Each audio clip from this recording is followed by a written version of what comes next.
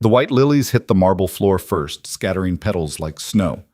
Then came the coffee, dark, scalding, spreading across the chest of a man whose name made grown men whisper.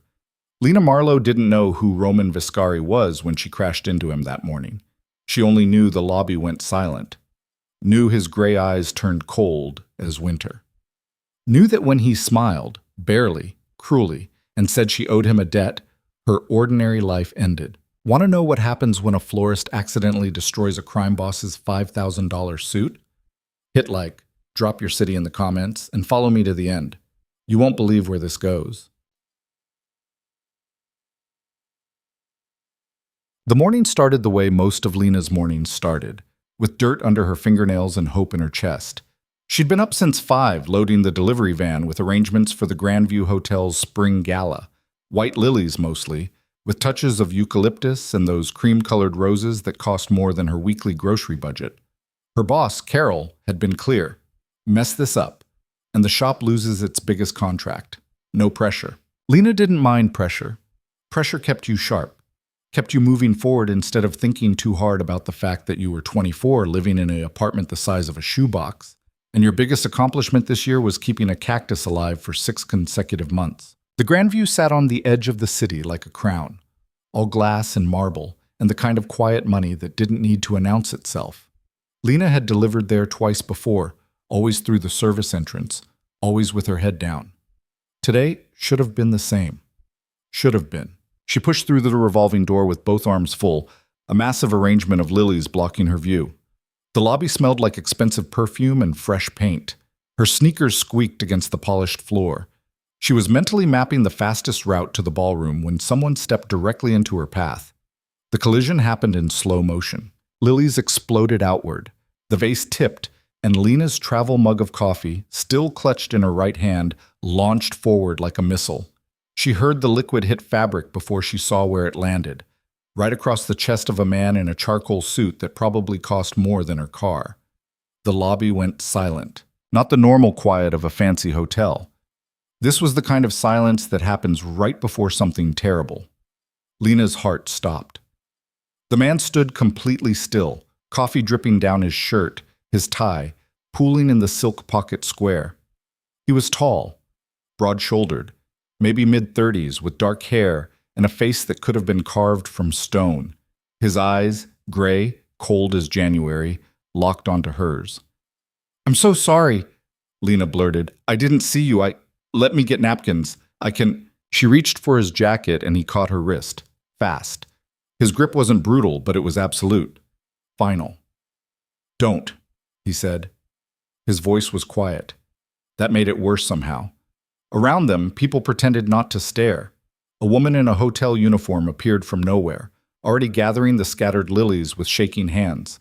2 men in dark suits materialized near the elevators, watching, just watching. Lena's throat went dry. "I'll pay for the cleaning, or replacement, whatever you need." The man tilted his head slightly, studying her like she was a bug under glass. "Do you know who I am?" "No," Lena said honestly.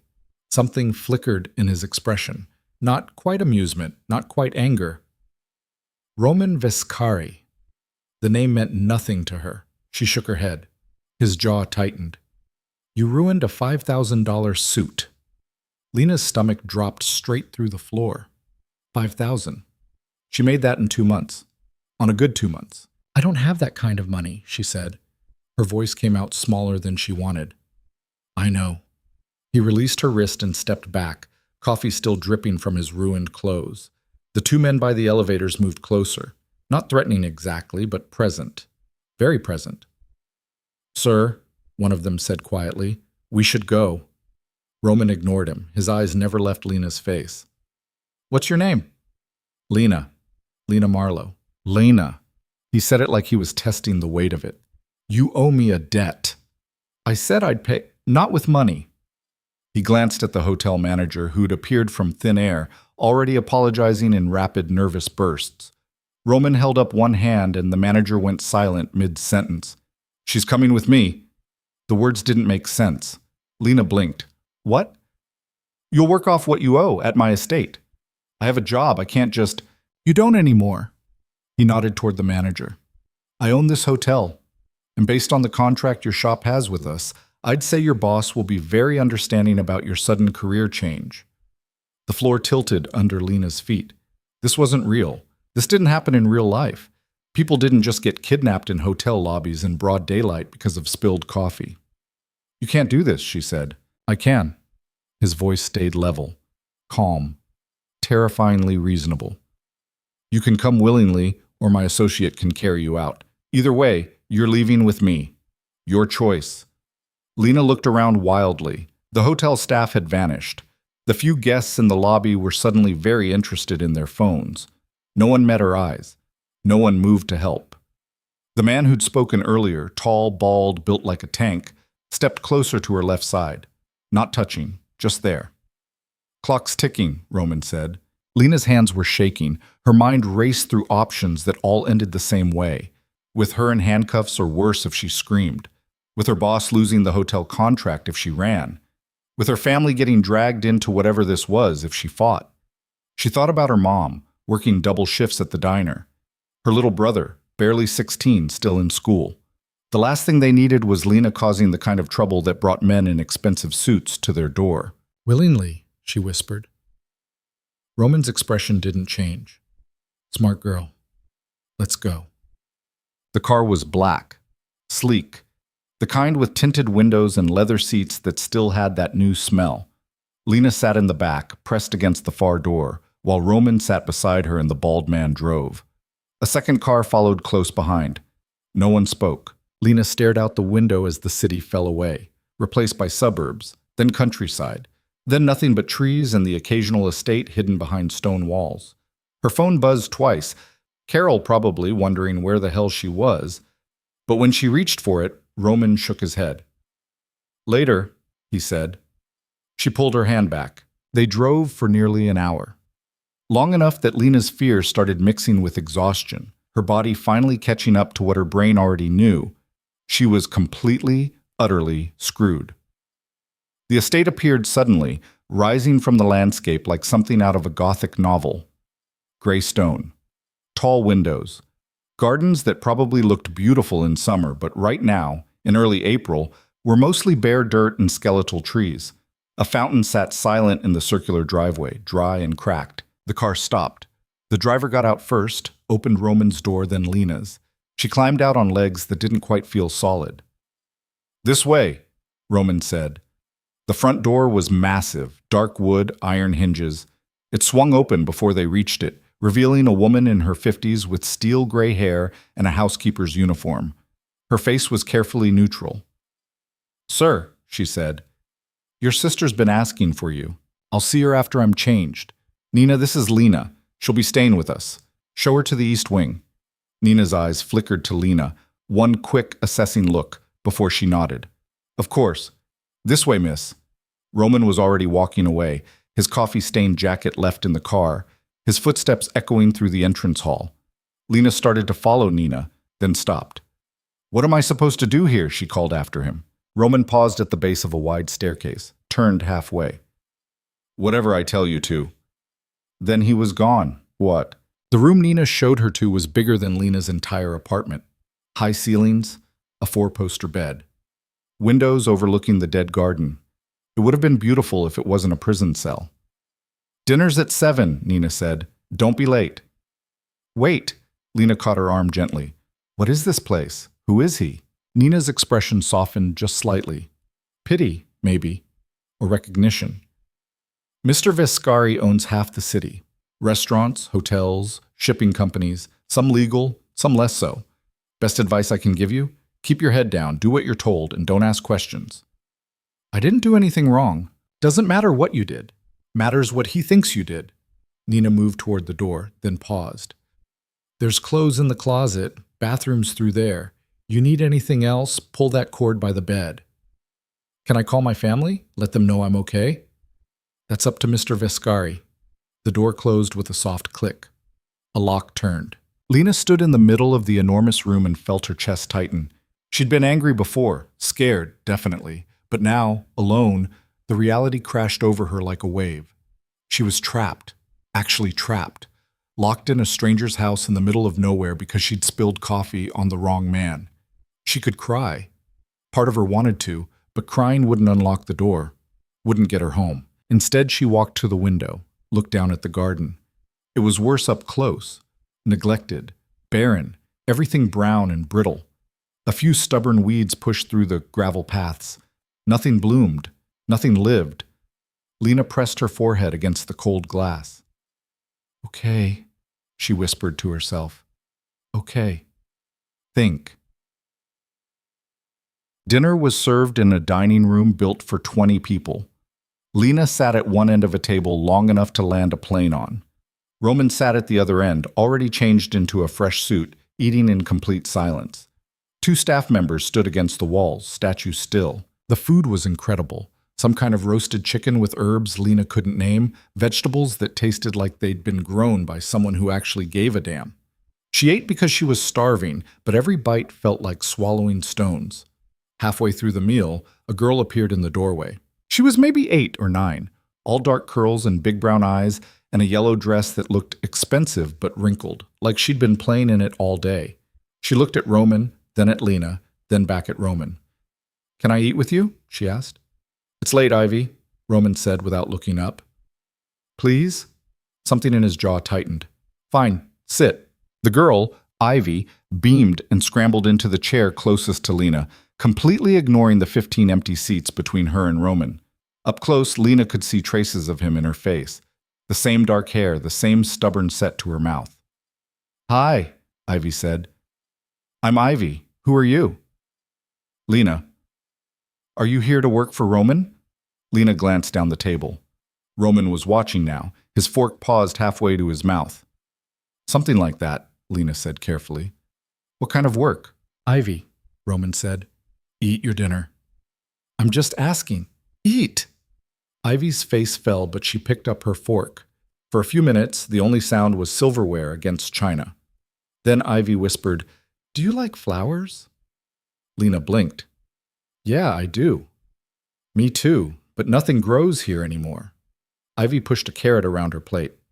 "Roman says it's because the soil's bad." Lena looked out the window at the darkening garden. "That's not how soil works." "It's not?" "Nope. Soil's like people. It needs care, needs something living in it to stay healthy." Ivy's eyes went wide. "Really? Really? Could you make things grow here?" Before Lena could answer, Roman stood abruptly. His chair scraped against the floor. "Ivy, bed, now." "But I'm not done." "Now." The girl's face crumpled, but she slid off her chair without another word. She walked past Roman with her head down, and Lena saw him reach out, just for a second, like he might touch her shoulder. But his hand dropped before it made contact. When Ivy was gone, Roman turned to Lena. "Don't fill her head with nonsense. It's not nonsense, it's botany. It's false hope." He walked closer, each step deliberate. "Nothing grows here. Not anymore. The faster you accept that, the easier this will be." Lena stood up. She was still a good 6 inches shorter than him, but she refused to sit while he loomed. "Why am I really here?" "I told you." "No. You said I owe you a debt, but you didn't actually say what I'm supposed to do to pay it off." "So what is it? Cleaning? Cooking? What?" Roman stared at her for a long moment. In the dim light of the dining room, his face looked harder, older. "You're here because I decided you'd be here. That's all you need to know." "That's insane." "Maybe." He started walking toward the door, then stopped, looked back. "You'll stay in that room. Meals will be brought to you until I decide otherwise. Try to leave the estate and you'll regret it. Understand?" Lena's hands clenched into fists. "You can't keep me here forever." Something flickered in his eyes. Not anger. Something colder. Lonelier. "Watch me." Bet. 3 days passed. Lena spent them locked in her room, pacing like a caged animal. Meals appeared 3 times a day, delivered by Nina or sometimes a younger girl named Sarah who wouldn't meet Lena's eyes. No one spoke to her. No one answered her questions. Her phone had been confiscated the first night. On the 4th day, Lena stopped asking permission. She waited until she heard footsteps fade down the hallway after breakfast, then tried the door. Still locked. But the window opened easily, and there was a trellis, old, questionable, but climbable, running down the side of the building. Lena had grown up scrambling over fences and climbing trees in her neighborhood. This was basically the same thing. She made it to the ground without breaking anything, brushed dirt off her jeans, and walked straight into the garden. It was worse up close. Months, maybe years, of neglect. Flower beds choked with dead stalks. Paths cracked and uneven. A greenhouse in the far corner with half its windows broken. But underneath all that death, Lena could see the bones of something beautiful. Someone had loved this place once, planned it, cared for it. She knelt in one of the beds and dug her fingers into the soil, dry, compacted, but not dead, not entirely. You weren't supposed to leave your room. Lena didn't jump. She'd heard his footsteps on the gravel. She looked over her shoulder at Roman, who stood 10 feet away with his hands in his pockets, watching her like she was a puzzle he couldn't solve. "Your trellis has a broken slat," she said. "Third one from the top. Someone's going to fall." "Answer the question." "I got bored." She stood, wiping her hands on her jeans. "You locked me in a room for 3 days. What did you expect?" "Obedience." Lena laughed. Actually laughed. It surprised both of them. "Yeah, well, disappointment builds character." Roman's expression didn't change, but something in his posture shifted. He stepped closer, looking down at the dirt under her fingernails, the smudge of soil on her cheek. "What are you doing out here?" "Looking at your garden. Or what used to be a garden. It's dead. It's dormant. There's a difference." "Is there?" Lena met his eyes. Up close she could see they weren't just gray. There were flecks of blue in them, tired lines at the corners. "You give up on everything this easily?" His jaw tightened. For a second she thought he might actually get angry, really angry. But instead he said, "What would it take to fix it?" "Time, work, soil amendments, seeds, someone who gives a damn." "How much time?" "Depends. A few weeks to see anything bloom, months to really bring it back." Roman was quiet for a long moment, looking past her at the dead garden, at the broken greenhouse, at the fountain that hadn't run in who knows how long. When he finally spoke, his voice was different, quieter, almost like he was talking to himself. "My mother planted this," he said, "when I was 10. Every spring, she'd be out here before sunrise. Ivy loved helping her. Loved. Past tense. Lena didn't ask, didn't push. "I'll make you a deal," Roman said. "You fix the garden. Make it like it was. Do that, and your debt's paid. You can leave." Lena's heart jumped. "Seriously? I don't say things I don't mean. How long do I have?" "As long as it takes." It was a trap, had to be, but it was also a chance, the only one she was likely to get. And honestly, working in the dirt, bringing something back to life, that was better than rotting in that beautiful prison of a room. "Deal," she said. Roman nodded once, then started walking away, paused, looked back. "Lena." "Yeah?" "Stay away from Ivy. She doesn't need to get attached to someone who won't be here long." Then he was gone. Lena threw herself into the garden like a drowning person grabbing a rope. She started with the soil, turning it, breaking up the compacted layers, mixing in compost that Nina helped her find in a shed behind the greenhouse. Every morning she was out there by 6, working until her back screamed and her hands were raw. Every evening she collapsed into bed too tired to think about home, about her family, about how long this might actually take. Nina started bringing her lunch outside. Then Sarah did too, sitting on the edge of the fountain and watching quietly while Lena worked.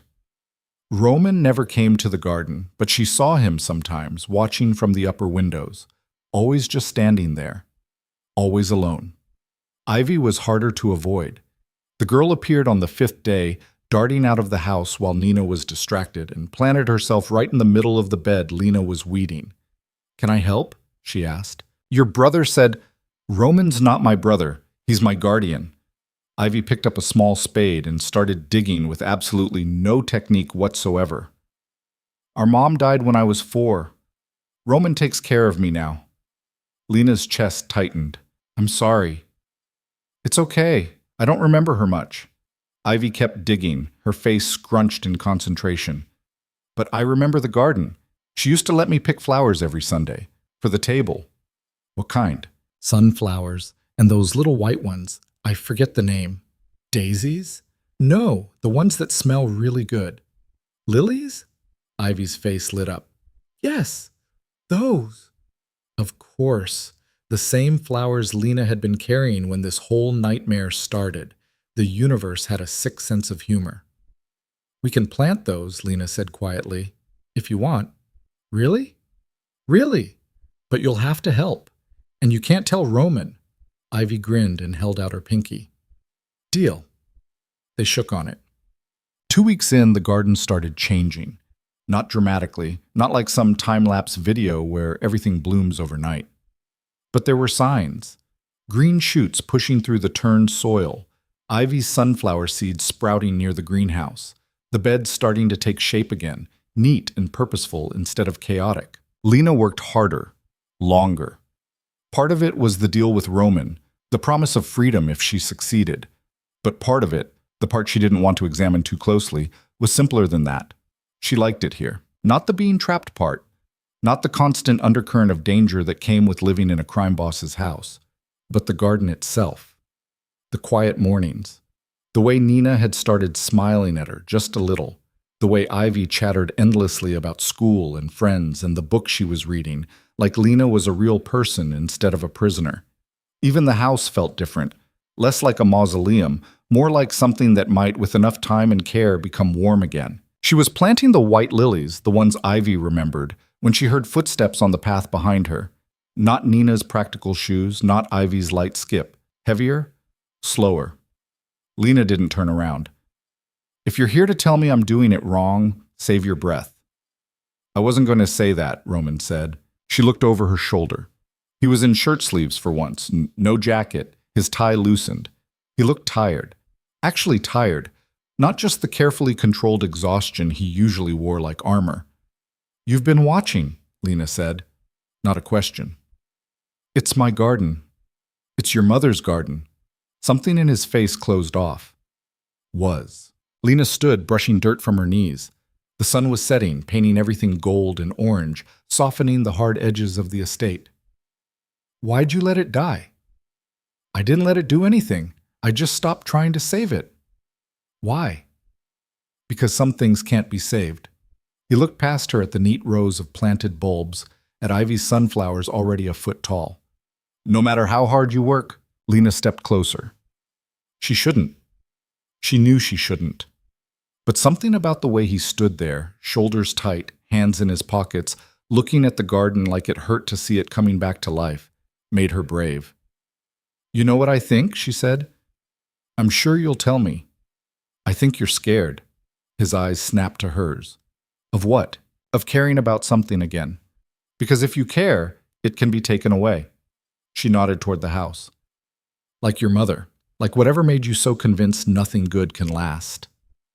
You don't know anything about me. Maybe not, but I know gardens, and I know that soil doesn't just die on its own. It dies when someone decides it's easier to let it go than to fight for it. Roman stared at her. Really stared, like he was seeing her for the first time. Not the girl who'd spilled coffee on him, not the debt he was collecting, just Lena. You should go inside, he said finally. It's getting cold. But he didn't move. Neither did she. The moment stretched between them, fragile and strange, until Ivy's voice called from the house. Lena, come look at my drawing, and broke the spell. Lena stepped back. Good night, Roman. She walked toward the house, feeling his eyes on her back the whole way. When she reached the door, she glanced over her shoulder. He was still standing there, surrounded by half-dead flower beds and the promise of something new, looking more lost than any crime boss had a right to look. And for the first time since she'd been brought here, Lena wondered if maybe, just maybe, she wasn't the only prisoner in this house. 3 weeks became 4. 4 became 5. The garden didn't transform overnight, but it transformed. The sunflowers Ivy had planted shot up like they were racing each other toward the sky. The lily bulbs sent up green shoots that thickened daily. Even the wild strawberry plants Lena had tucked along the greenhouse wall started spreading runners across the soil, claiming territory. Lena worked until her shoulders ached and her knees protested every morning when she stood. She stopped thinking about the debt, stopped counting days. The garden became its own reason, its own reward. She'd wake before dawn and lie there in the too big bed, already planning which section to tackle next, which plants needed dividing, where the light fell best for the roses she'd found buried under a tangle of dead vines. Nina started joining her for morning coffee, sitting on the stone bench near the fountain while Lena worked. They didn't talk much, but the silence felt comfortable, lived in. "You're good at this," Nina said one morning, watching Lena stake tomato plants she'd started from seeds in the greenhouse. "My mom had a garden, tiny thing, barely 6 feet square, but she grew everything, tomatoes, peppers, herbs." Lena tied off another stake. "She used to say soil remembers. You treat it right, it gives back." "Your mother sounds wise."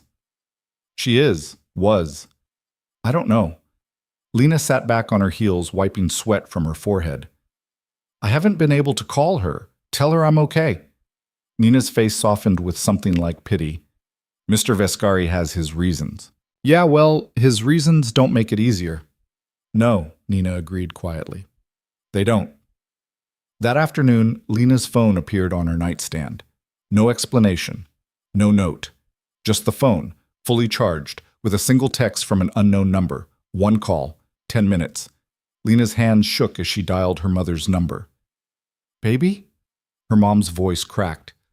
"Baby, where are you? Carol said you quit, but you didn't call, and I've been so—" "I'm okay, Mama. I'm safe." "Where are you?" Lena looked out the window at the garden, at the estate stretching into the distance. "I can't really explain right now, but I'm working. I'm fine. How's Marcus?" "He's worried sick about you. We both are." "Tell him I'm sorry. Tell him I'll be home soon." Lena hoped that was true. "I love you both." Lena... The call cut off. Exactly 10 minutes. Lena sat on the edge of the bed, clutching the phone, and let herself cry for the first time since she'd arrived. Not panicked tears, not angry ones. Just the kind that came from missing home and not knowing when you'd see it again. When she finally went downstairs for dinner, Roman was waiting in the hallway. "Thank you," she said quietly. "For the call." He nodded once, his face unreadable. "Don't make me regret it." But his voice didn't sound cold, just tired. The garden kept growing. So did the tension between them. Roman started appearing more often. Not working, not helping, just watching. He'd stand at the edge of the path with his hands in his pockets while Lena planted or weeded or trained climbing roses up the greenhouse wall. Sometimes he asked questions. Technical ones, mostly. Why she was spacing plants a certain way. What the compost was for. Whether the fountain could be repaired. "Probably," Lena said, studying the cracked basin. "Needs new plumbing, new stone for the coping, but yeah, it could run again. And if it did? The sound would be nice, calming, plus moving water attracts birds." Roman looked at the silent fountain for a long moment. "I'll have someone look at it." 2 days later, a crew showed up and spent an afternoon taking the fountain apart, replacing pipes, resealing the basin. By evening, it was running again, water trickling over the stone edges in a constant whisper. Ivy shrieked with delight and threw a penny in, making a wish she wouldn't tell anyone. Lena caught Roman watching from the window. When their eyes met, he didn't look away. Just stood there, backlit by the setting sun, expressionless. She couldn't read him. That was the problem. One minute he was the cold, controlled man who dragged her here against her will. The next he was fixing fountains and allowing phone calls and standing in the garden at dusk like he was trying to remember something he'd lost. "He likes you," Ivy announced one afternoon while they were planting marigolds along the garden path. Lena nearly dropped her trowel. "What?" "Roman, he likes you. He tolerates me. There's a difference." "Nope." Ivy dug another hole with absolute confidence. "He watches you all the time, and he smiles sometimes when you're not looking." "Your brother doesn't smile." "He's not my brother. And yes, he does. Just not at people. Only at things." Ivy patted soil around a marigold seedling. "Like when I got an A on my science test, or when the fountain started working again." He smiled then. Lena sat back, processing this. "Ivy, why doesn't he come out here, to the garden? Not to watch, but to actually be here." Ivy's face went serious. Too serious for a 9-year-old. "Because Mom's buried here." The words hit like a slap. Lena looked around the garden with new eyes, searching for a marker, a stone, anything. "Not like under the ground," Ivy clarified quickly, "but her ashes." Roman spread them here after she died, all through the flower beds, so she'd always be part of it, he said. Her small fingers traced patterns in the dirt. I think it makes him sad, being here, remembering. I'm sorry, sweetheart. It's okay. It was a long time ago. Ivy went back to planting, but her hands moved slower. Sometimes I wish he'd be sad out loud instead of just being angry all the time. He's not angry at you. I know. He's angry at everything else. Lena wanted to argue, but she couldn't because Ivy was right. Roman moved through the world like he was fighting an invisible war with everyone and everything around him. Even the garden seemed to make him tense, like beauty itself was a threat. That night at dinner, they ate together now, at least when Roman wasn't working late. Lena watched him across the table, really watched. The way his shoulders stayed rigid even when he was sitting, the way he cut his food with precise, controlled movements, the way he looked at Ivy with something fierce and protective and utterly exhausted. You're staring, he said without looking up.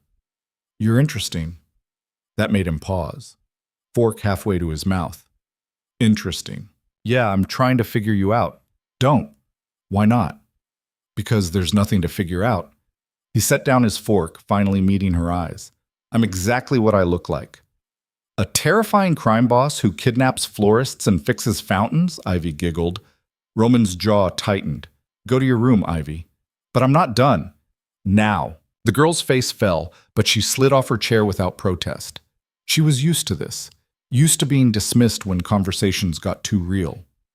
Lena's chest tightened, watching her go. When they were alone, Roman stood and walked to the window, looking out at the darkening garden. Lena could see his reflection in the glass. Tired. Always so tired. You don't scare me anymore, she said. Maybe you're not as smart as I thought. Or maybe I just see things differently now. Lena pushed her plate away, stood up, walked closer. Not too close, but close enough. You want everyone to think you're this cold, untouchable thing, but you're not. You care too much. About Ivy, about this house, even about the garden, whether you admit it or not. You don't know what you're talking about. Then tell me I'm wrong. She waited. He said nothing. That's what I thought. Roman turned from the window and suddenly the space between them felt smaller, charged. His eyes searched her face like he was looking for something specific and couldn't find it. Why aren't you afraid of me? He asked quietly. I was, at first. Lena's heart hammered, but she held her ground. But fear gets boring. And you're a lot of things, Roman Viscari, but boring isn't one of them. For just a second, barely a breath, something cracked in his carefully controlled expression. Something raw and human and almost hopeful. Then it was gone, locked away again behind walls she was just starting to understand he'd built to survive. The garden looks good, he said finally. You're doing well. It wasn't what she wanted to hear, but it was something. The next morning, Lana woke to find a box outside her door. Inside were professional gardening tools. Real ones, not the half-rusted things she'd been making do with. Pruning shears, a Japanese weeding knife, leather gloves that actually fit. A note in sharp, angular handwriting. Use these. She smiled despite herself. The days fell into a rhythm. Lena worked. Ivy helped after school. Nina brought lunch and stayed to chat. Sarah, the younger housekeeper, started asking questions about plants, about what things meant. Did Lena know that lavender was for devotion? That forget-me-nots meant remembrance? Who told you that? Lena asked. Mrs. Viscari, Roman's mother. She used to talk about it all the time. The language of flowers, she called it. Sarah touched a rosebud gently. She said every garden tells a story if you know how to read it. Lena looked around at the beds taking shape, at the colors starting to emerge. What story was this garden telling? What story was she helping it tell? That evening, she found Roman in his office. The door was open, unusual, and he was sitting at his desk surrounded by papers, rubbing his temples like his head hurt. Can I help? She asked from the doorway. Unless you're secretly an accountant, no. What's wrong? He looked up, clearly debating whether to answer. Finally, a business deal went bad. People who owe me money think they can avoid paying. What kind of business? The kind you don't want to know about. Lena stepped into the room. She'd never been in here before. It smelled like leather and old books and something sharp. Whiskey, maybe. The walls were lined with shelves, and in the corner stood a cabinet with glass doors displaying things that definitely weren't books. A knife, a gun, other objects she couldn't identify and didn't want to. "Does it ever bother you?" she asked. "Does what bother me?" "The things you do, the person you have to be." Roman leaned back in his chair, studying her with that unreadable expression. "You really don't know when to stop, do you?" "Not really, no." He almost smiled. Almost. "It bothered me once, a long time ago. Now it's just what I am." "That's sad." "It's practical. It's lonely." That landed. She saw it in the way his shoulders tensed, in the flicker of something painful behind his eyes. "You should go," he said. "It's late." But Lena didn't move. "When I was 16, my dad left. Just got up one morning and walked out. Didn't leave a note. Didn't call. My mom cried for 3 days straight, then got up and went to work like nothing happened. And I hated him for that, for making her pretend everything was fine when it wasn't." Roman waited. "But you know what I hated more? That part of me understood. Because sometimes pretending you're okay is the only way to survive long enough to actually become okay." She met his eyes. "I think you've been pretending for a really long time." The silence stretched between them. Outside, night sounds filtered through the window. Crickets, a breeze moving through leaves. "You should hate me," Roman said finally, "for bringing you here, for keeping you." "Yeah, probably. But you don't." "No," Lena admitted. "I don't." "Why not?" She thought about that, really thought. "Because I think you're trying. In your own messed up way, you're trying to be something other than what the world made you, and I guess I respect that." Roman stood abruptly, walked to the window. His reflection showed a man at war with himself. "The deal I made with you. About the garden." Lena's stomach dropped. "What about it?" "When it's done.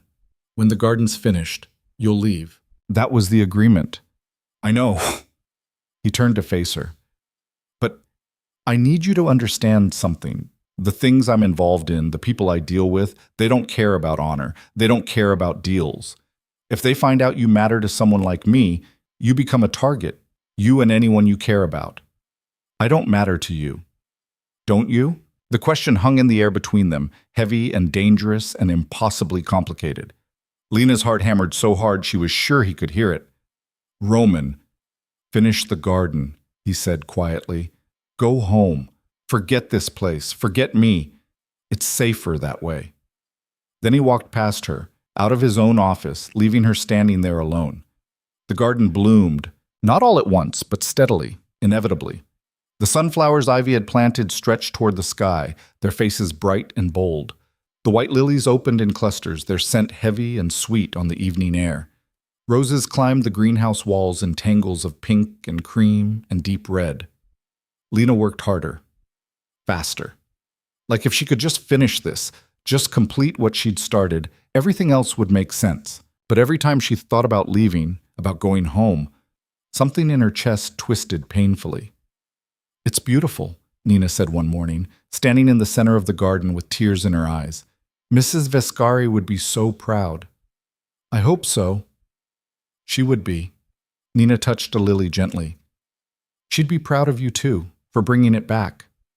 Lena wanted to ask what she meant, but Nina was already walking away, dabbing at her eyes with the corner of her apron. That afternoon, Lena found Ivy crying behind the greenhouse. "Hey, what's wrong?" She knelt down, putting a hand on the girl's shaking shoulder. "Roman said you're leaving soon." Ivy's voice came out choked and small. "He said once the garden's done, you're going home." Lena's throat went tight. "That was always the plan, sweetheart." "But I don't want you to go. You're the first person who's been nice to me since—" She broke off, sobbing harder. "Everyone else just works here. They're paid to be here. But you're here because you want to be." "Oh, Ivy." Lena pulled her into a hug. The girl clung to her like a lifeline. "That's not true. Nina cares about you. Sarah does too. And Roman's always working, always busy. He barely talks to me anymore. He's trying to keep you safe. That's different than not caring." "It doesn't feel different." Ivy pulled back, wiping her face with her sleeve. "It feels the same as being alone." Lena understood that, more than she wanted to admit. That night, she cornered Roman in the hallway outside his room. "We need to talk," she said. "No, we don't." "Yes, we do. About Ivy." That stopped him. "What about her?" "She thinks you don't care about her, that you're too busy for her." Roman's face went carefully blank. "She has everything she needs. Except you." Lena stepped closer. "When's the last time you ate dinner with her? Really ate with her? Not just sat at the opposite end of a table in silence?" "I'm protecting her. You're hiding from her. There's a difference." His jaw clenched. "You don't understand." "Then explain it to me." For a long moment, she thought he wouldn't answer. Then he said, voice low and rough, "Every time I look at her, I see our mother. And every time I see our mother, I remember that I failed to protect her, failed to save her. So yes, I keep my distance. Because maybe if I don't get too close, I won't fail Ivy the same way." The confession hit Lena like a punch. She'd expected anger, expected deflection, not this raw, bleeding honesty. "Roman," she said softly, "you were a kid when your mother died." "I was 17, old enough." "Old enough for what? To stop cancer? To fight death itself?" She shook her head. "You can't protect people by pushing them away. All that does is guarantee you'll lose them. Better to lose them on my terms than watch them get hurt because of me. That's not how it works. That's not how any of this works." Lena reached out, then stopped herself. Touching him felt dangerous, like crossing a line they couldn't uncross. "Ivy needs you, not your money, or your protection, or your perfectly maintained house. She needs you to show up, to be present, to stop treating her like she's something fragile that might break." Roman stared at her, really stared, like he was seeing through her to something deeper. "Why do you care?" "Because I know what it's like to be the kid whose parent disappears. And because despite everything, despite how we started, despite how messed up this all is, I care about her. And I care about you, you stubborn, self-destructive—" She didn't finish. Couldn't. Because Roman had moved closer, close enough that she could see the exhaustion etched into every line of his face, the way his hands were clenched at his sides like he was physically restraining himself. "You shouldn't," he said roughly, "care about me." "Yeah, well, little late for that." Something broke in his expression, some last defense crumbling. He reached up, slowly, and touched her face. Just his fingertips against her cheek, feather light and hesitant, like he'd forgotten how to be gentle and was trying to remember. "Lena." Whatever he was going to say got interrupted by footsteps on the stairs. They sprang apart as Nina appeared, her face tight with worry. "Mr. Vescari, I'm sorry to interrupt, but there's a phone call. They said it's urgent." Roman's expression shuddered immediately. Back to stone. Back to the man everyone feared. "I'll take it in my office." He was gone before Lena could say anything else. The next morning, the estate was different. Wrong. Men Lena had never seen before appeared in the hallways, standing guard. The gates stayed closed. Even Nina seemed nervous, jumping at sounds. "What's going on?" Lena asked. "Nothing you need to worry about. Just stay inside today." "Nina, please, Lena, just do as I ask."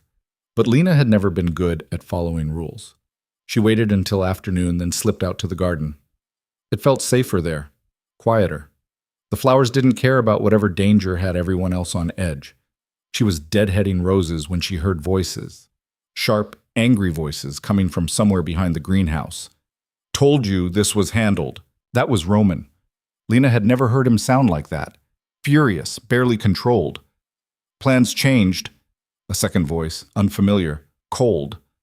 "Marchetti wants his money by Friday, or he starts taking things you care about. You know how this works." "Tell Marchetti he'll get his money when I'm ready to give it to him."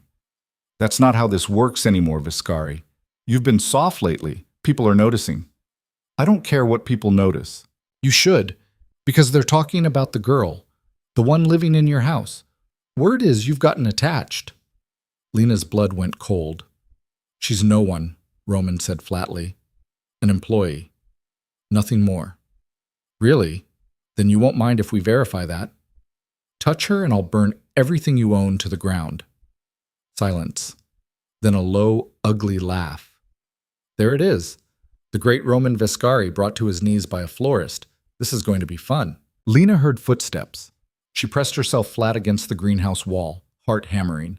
Two men walked past, close enough that she could have reached out and touched them. They didn't see her, too busy laughing about something that clearly wasn't funny. When they were gone, she waited another minute, then peered around the corner. Roman stood alone near the back wall, his head bowed, his hands clenched into fists. She should stay hidden, should pretend she hadn't heard anything. Instead, she walked toward him. He heard her coming, turned. His face went from shock to fury in an instant. "What are you doing out here? I told everyone." "I heard," Lena interrupted. "I heard what they said." Roman's expression went carefully blank. "Then you know you need to leave, soon, before this gets worse." "What happens on Friday?" "Nothing that concerns you." "Roman, if I'm the reason—" "You're not." He stepped closer, and there was something desperate in his eyes now, something afraid. "You were never the reason. This has been building for months. You're just—" He stopped himself. "Just what?" "An excuse. A weakness they can exploit." His hand came up like he might touch her face again, then dropped. "I can't protect you if you stay. Don't you understand that? Every day you're here puts you at risk. So send me home." "I'm trying to. Are you?" Lena held his gaze. "Because it feels like you keep finding reasons to make me stay." The truth sat between them like a live wire. "The garden's almost finished," Roman said finally. "Another week, maybe 2. Then you go. That's final." He walked away before she could argue. That night, Lena couldn't sleep. She lay in bed listening to the house settle around her, thinking about men with cold voices and Roman's face when he'd said she was a weakness. Thinking about Ivy, who'd already lost so much. About Nina and Sarah and everyone else who'd carved out lives in this strange, dangerous place. Around midnight, she heard it. A crash. Raised voices. Then silence. Lena got up, pulled on a robe, and crept into the hallway. The house was dark except for a light coming from the first floor. She took the stairs carefully, following the sound of someone moving around in Roman's office. The door was ajar. She pushed it open. Roman sat at his desk, a bottle of whiskey in front of him, his shirt unbuttoned, tie discarded, blood on his knuckles. He looked up when she entered, and for a second she saw the mask slip completely, saw the man underneath, exhausted and afraid, and so achingly human. "You should be asleep," he said. "So should you." Lena came closer, eyeing the bottle. "How much have you had?" "Not enough." She reached for the bottle. He didn't stop her. She set it aside, then looked at his hands. "What happened?" "I had a disagreement with someone's face." "Did you win?" "No one wins. That's the secret they don't tell you." He leaned back in his chair, closing his eyes. "You just survive long enough to fight again tomorrow." Lena pulled up a chair, sat across from him. They stayed like that for a while, not speaking, just existing in the same space. Finally, Roman opened his eyes. "You should be running." "Where?" "As far from me as possible." "Too late?" She said it simply, truthfully. "I'm already here." He looked at her like she was the most confusing thing he'd ever encountered. "Why?" "Because someone has to remind you that you're more than this. More than blood on your knuckles and deals gone bad, and people you have to fight just to survive." She reached across the desk, took his damaged hand in both of hers, gently. "You're also the man who fixed a fountain for a little girl, who bought proper garden tools, who pretends not to care but can't quite pull it off." Roman's fingers curled around hers. "Lena, I see you," she said quietly. "I see who you are under all of this, and I'm not afraid." "You should be." "I know." She smiled, just a little. "But I've never been great at doing what I should." For a long moment they sat there in the quiet office, hands joined across the desk, while outside the garden grew wild and beautiful in the darkness. And for the first time in longer than he could remember, Roman Vescari didn't feel quite so alone. Morning came too soon and brought rain with it. Lena woke to the sound of water against windows, the sky gray and heavy.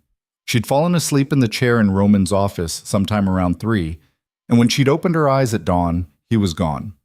Just a blanket draped over her shoulders that hadn't been there before, and the whiskey bottle put away. She folded the blanket carefully and went upstairs to change. Her reflection in the mirror looked tired, older somehow. Like the last few weeks had carved something permanent into her face. The garden would be mud today. No point working in this weather. But the thought of staying inside, trapped in the house with whatever tension was building between Roman and the men who'd threatened him, made her skin crawl. She found Ivy in the library, curled up in a window seat with a book she clearly wasn't reading. "Hey, Bug," Lena said softly. Ivy looked up. Her eyes were red. "Did something bad happen?" "What makes you ask that?" "The new guards. Roman locking himself in his office all night. Nina crying in the kitchen this morning." Ivy set down her book. "I'm not stupid, Lena.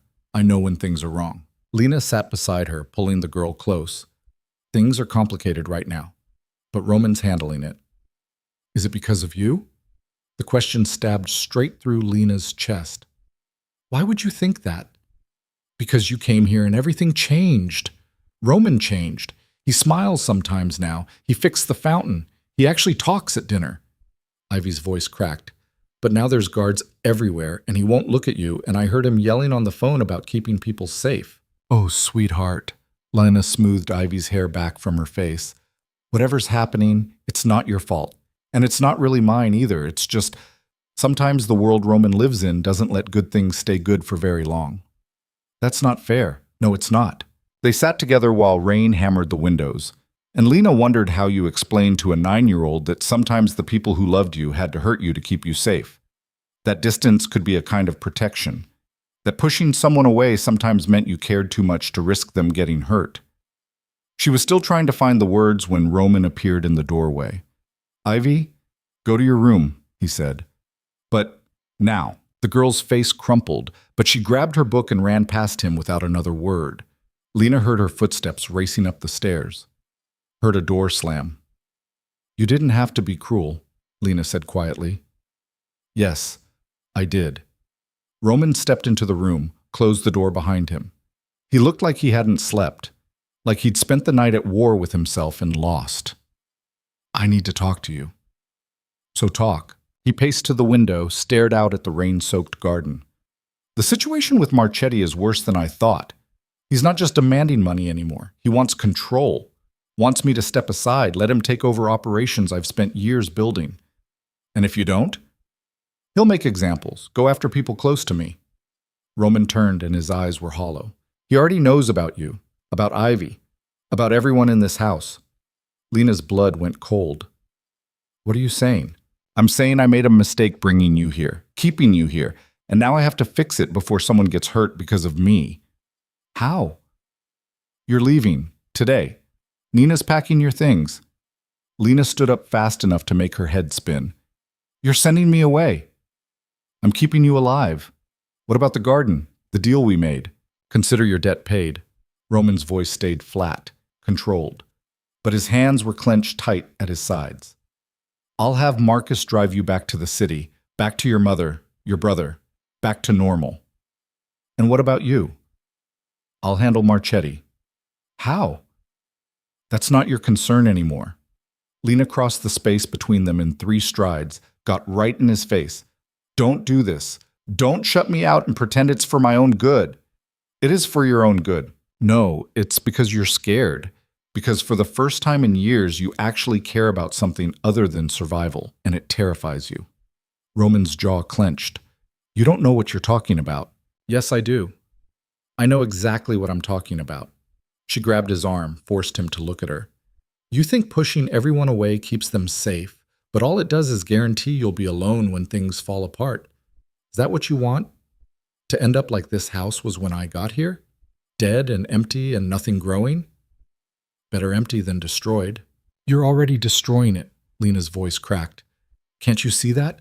Every time you lock yourself away, every time you send Ivy to her room, every time you decide for other people what they can handle, you're killing the good things piece by piece. I'm protecting you." "I don't want your protection. I want—" She stopped, breathing hard. "What?" Roman stepped closer, his face inches from hers. "What do you want?" The truth sat on Lena's tongue, dangerous and impossible. She wanted him to fight for something other than survival. Wanted him to believe that things could be different, better, that the garden blooming outside wasn't just an accident, but proof that dead things could come back to life if someone cared enough to try. She wanted him. The realization hit like lightning, sudden and undeniable.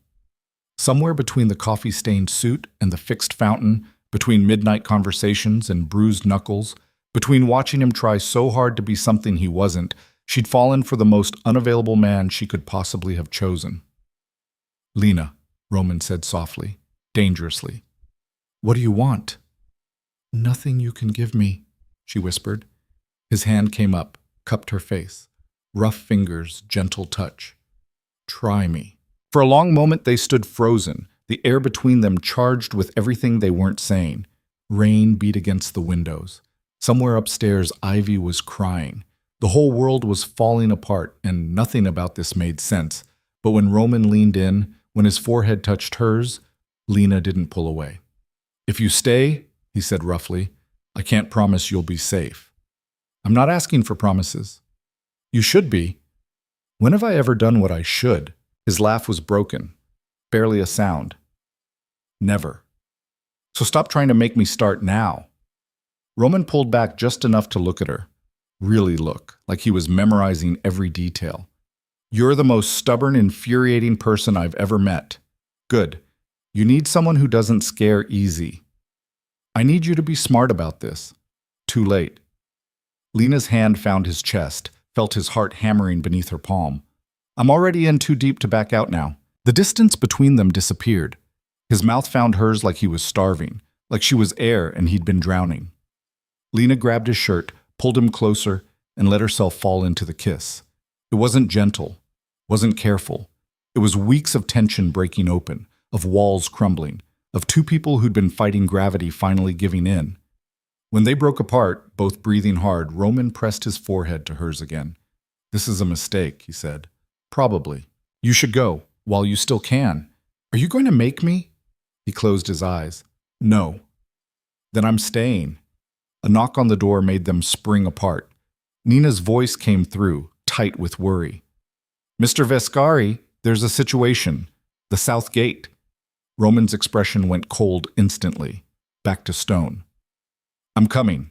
He looked at Lena one more time, something fierce and protective in his eyes, then walked out. She stood alone in the library, her lips still burning from the kiss, her heart racing, and wondered what the hell she'd just agreed to.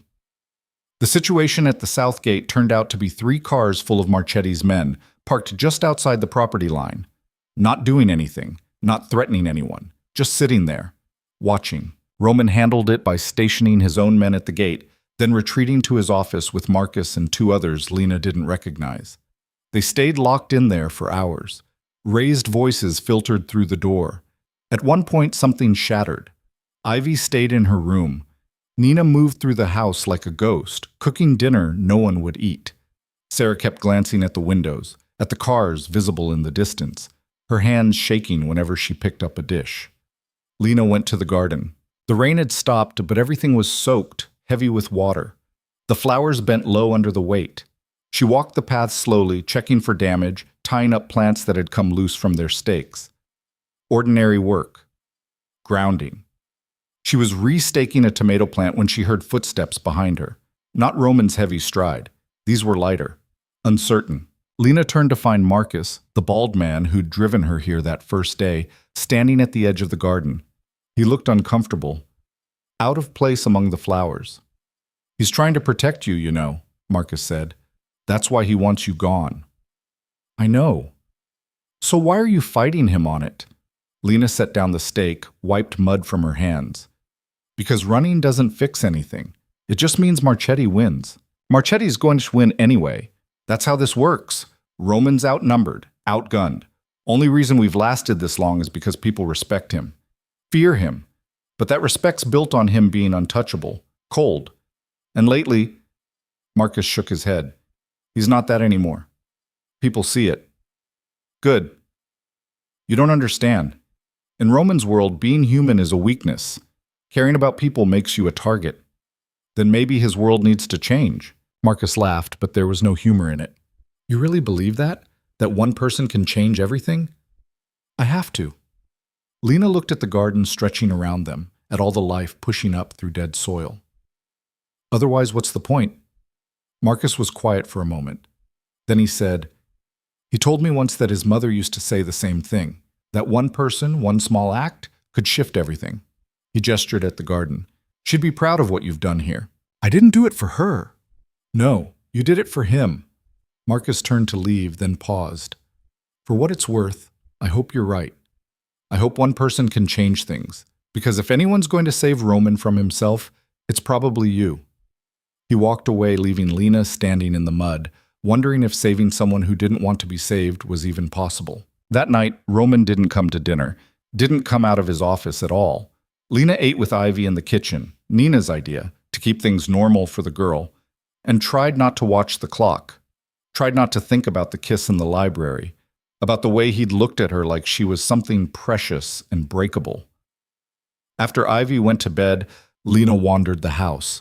She ended up in the hallway outside Roman's office, her hand raised to knock, when she heard his voice through the door. I don't care what it costs. Get her out of the city entirely, somewhere Marchetti can't reach. A pause. Then, yes, Lena, and Ivy, both of them. Tonight if possible. Lena's hand dropped. Her chest went tight.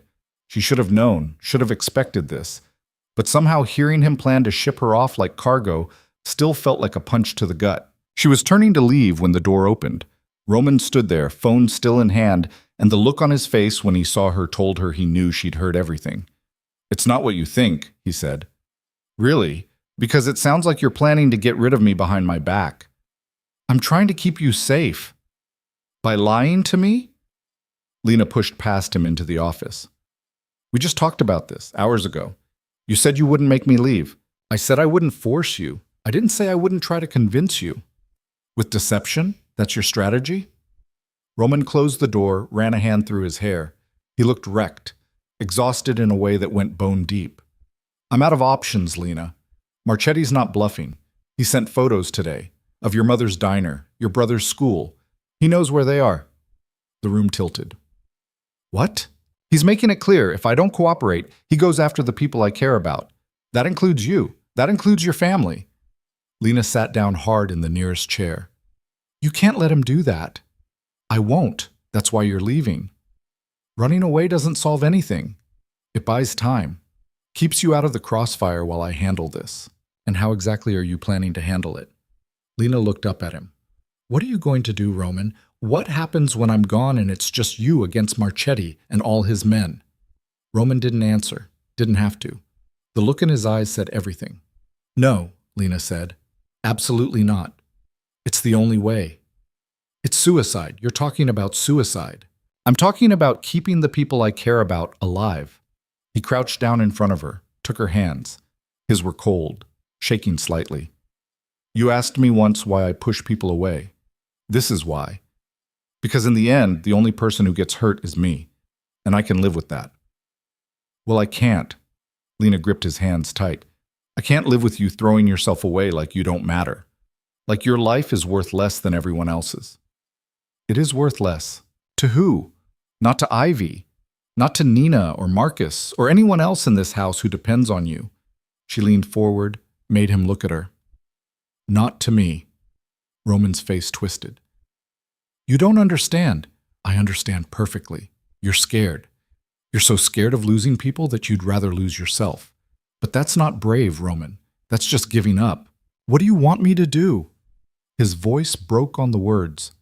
Tell me what the hell you want me to do, because I am out of ideas, I am out of moves, and every option I have ends with someone I care about getting hurt. Lena pulled one hand free, touched his face.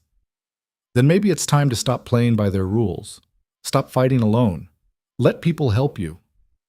I don't know how to do that. Then learn. They stayed like that, kneeling on the floor of his office, while the house settled around them and outside the garden grew wild under the stars. Finally, Roman spoke. If you stay, I need you to do exactly what I say. No arguments, no running off.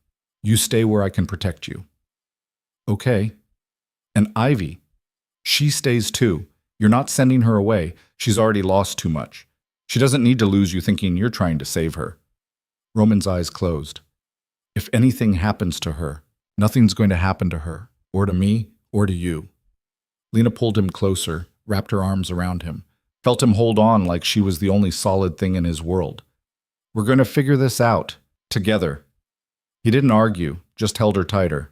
2 days passed in a strange, suspended tension. The cars stayed at the gate. Roman stayed in his office, making calls, moving pieces on a chessboard Lena couldn't see. Marcus and the other guards rotated shifts, always watching.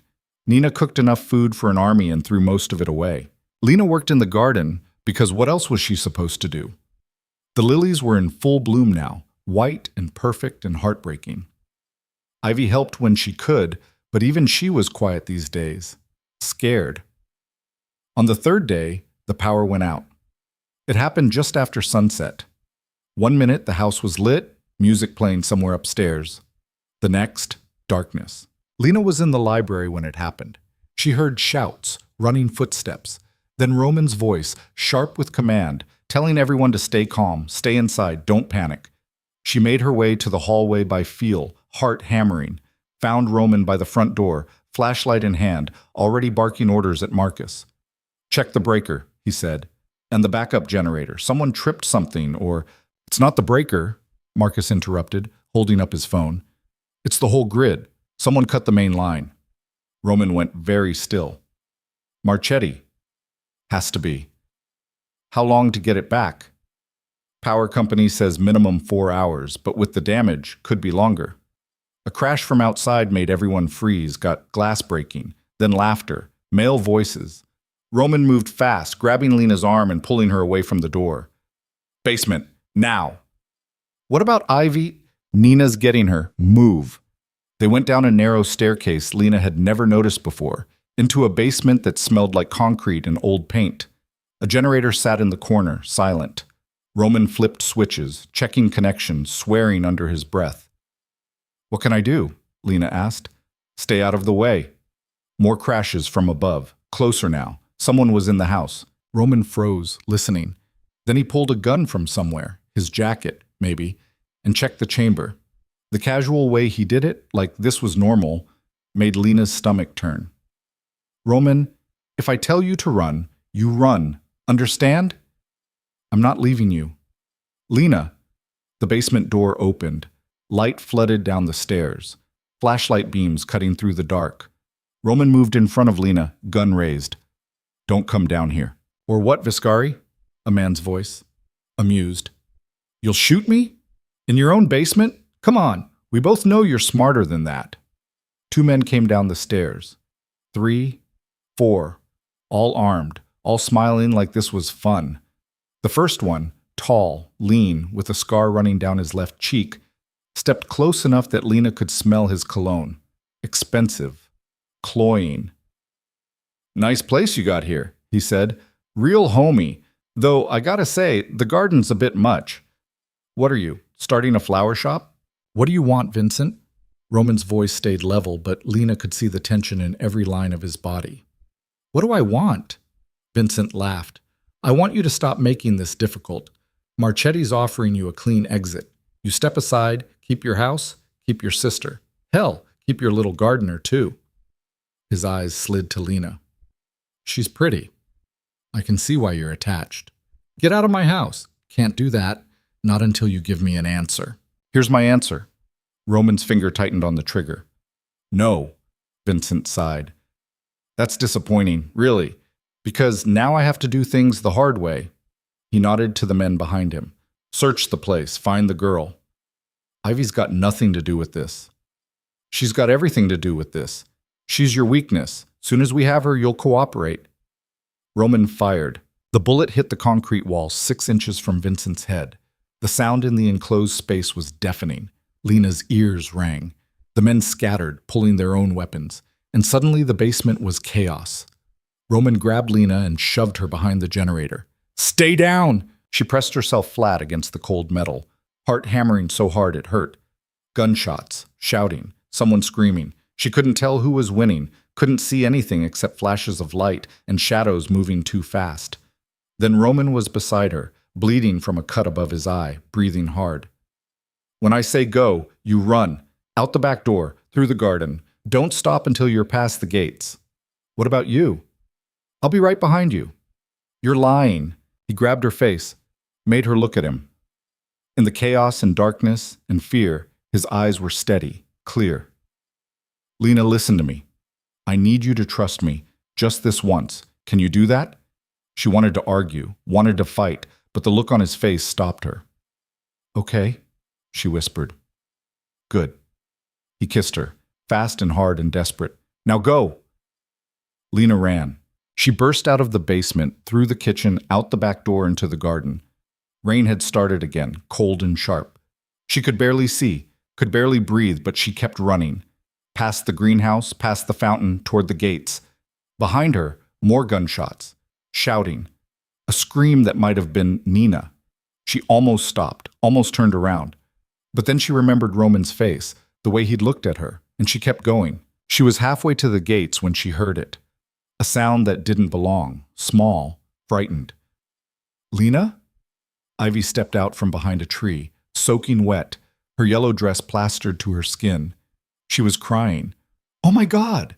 Lena grabbed her, pulled her close. What are you doing out here? I got scared. I heard the guns and I ran and I didn't know where to go. It's okay, I've got you. Lena looked back at the house, dark except for flashlight beams moving behind windows. We need to keep moving. What about Roman? He's coming. He'll meet us. She hoped that was true. They made it to the gates just as headlights cut through the rain. A car pulled up, engine running. The passenger door opened and Marcus leaned out. Get in! Lena didn't hesitate.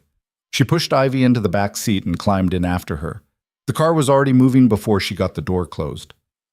Where's Roman? She asked. Marcus's jaw clenched. Still in the house. We have to go back. We have orders. Get you and Ivy clear. That's it. Marcus, please.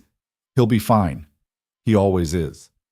But Marcus's hands were white-knuckled on the steering wheel, and he wouldn't meet her eyes. They drove in silence through the rain, and Lena held Ivy close and tried not to think about the basement, about guns and blood and Roman's face when he'd told her to run. Tried not to think about the fact that she'd left him behind.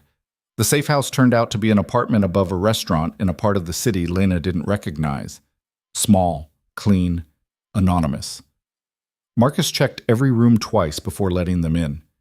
You'll stay here tonight, he said. I'll send someone in the morning. I want to go back, Lena said. Not happening.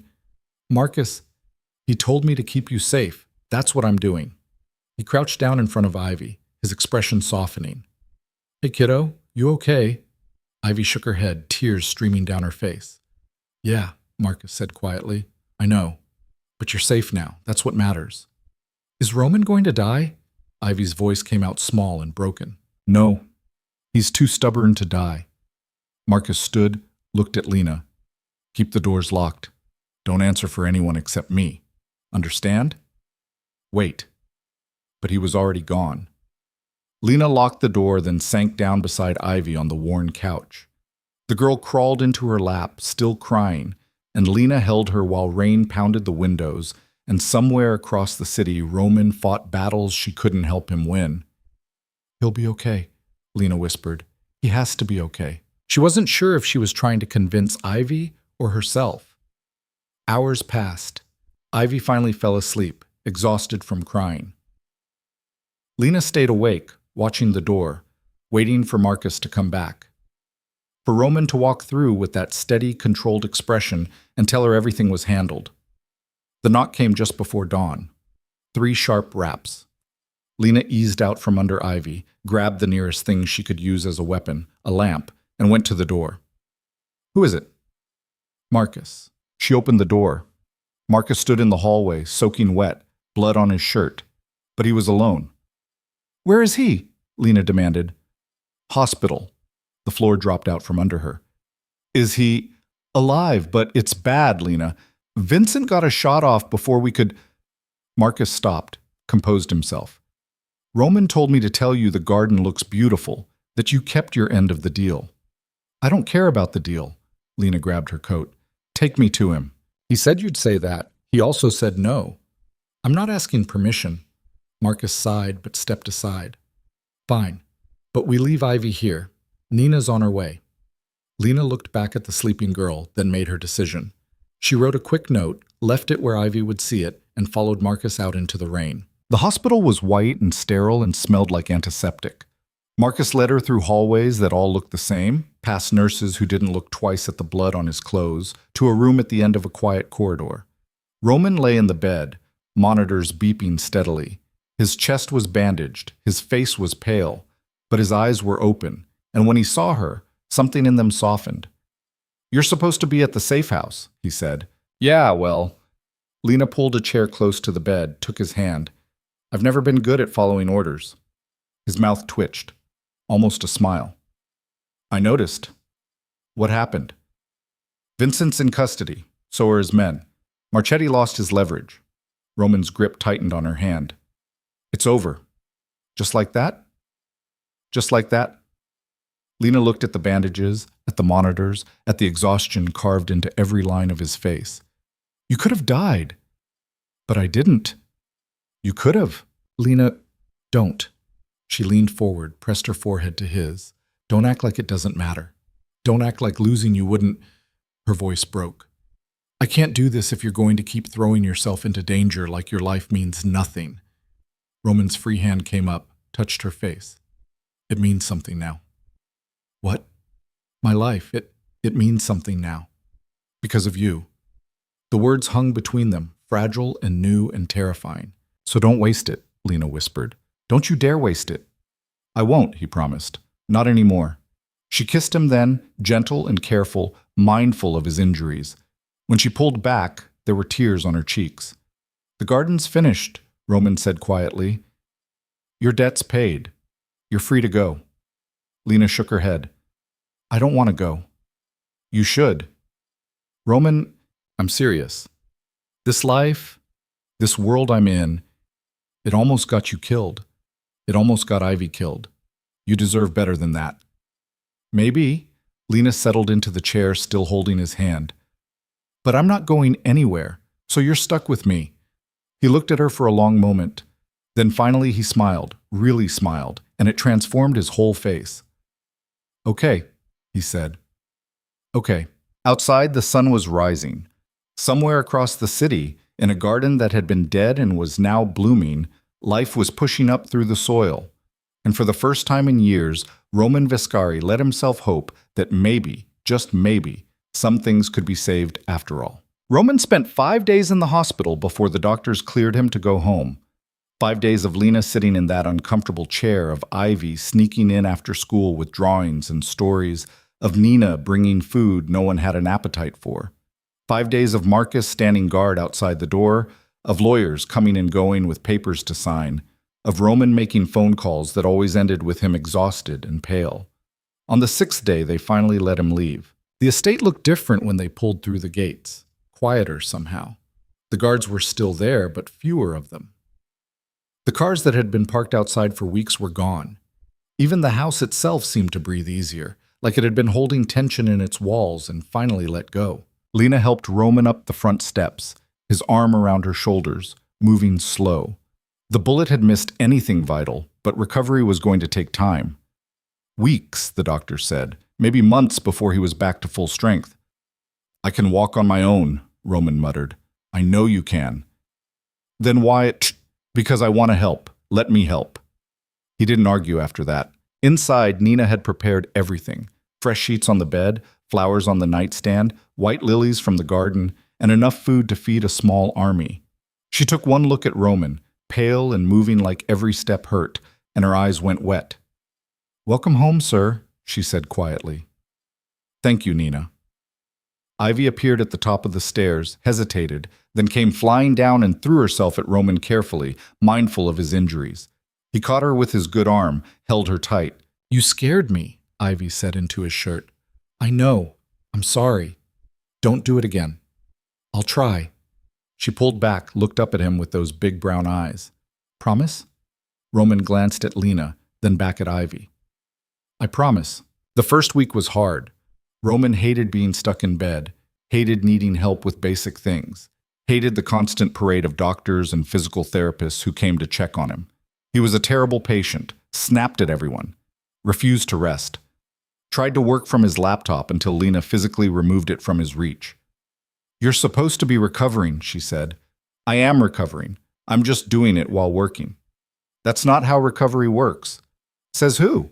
Says every medical professional who's walked through this door in the last 3 days. Lena set the laptop on top of a high shelf. You need to rest. Actually rest. Not just lie in bed while your brain runs 100 miles an hour. Roman glared at her. I have responsibilities. Marcus is handling them.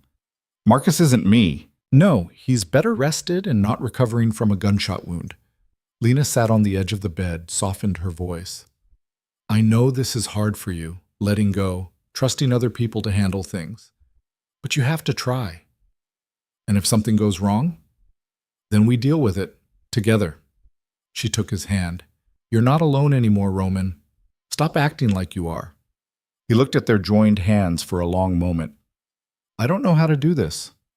Do what? This. Any of this. Being cared for, letting people in. His voice went rough. My whole life has been about control, about making sure I'm the one calling the shots, and now I can't even get out of bed without help. It's temporary. I know, but it feels... He stopped, searching for words. Weak. It feels weak. Lena squeezed his hand. You took a bullet protecting your home and the people you care about. That's not weak. That's the opposite of weak. Then why does it feel like I'm failing? Because you're human, and humans aren't supposed to do everything alone. She leaned in, kissed him gently. Let me carry some of it for a while. Please. Roman's eyes closed. When he opened them again, something in his expression had shifted, softer, more vulnerable than she'd ever seen him. Okay, he whispered. Okay. The garden became Lena's refuge during those first weeks. While Roman slept or worked through physical therapy exercises, she'd slip outside and lose herself in the familiar work. The beds needed constant attention now that everything was blooming. Deadheading, weeding, watering in the early morning before the heat got too intense. Ivy helped when she could, but mostly she stayed close to Roman, like she was afraid that if she let him out of her sight, he might disappear. Lena understood that fear, felt it herself every time she woke in the middle of the night and had to fight the urge to check that he was still breathing. One afternoon, about 2 weeks after Roman came home, Marcus found Lena in the garden. Got a minute? He asked. Lena set down her pruning shears. What's wrong? Nothing's wrong. I need to show you something. He gestured toward the greenhouse. In there. Curious, Lena followed him.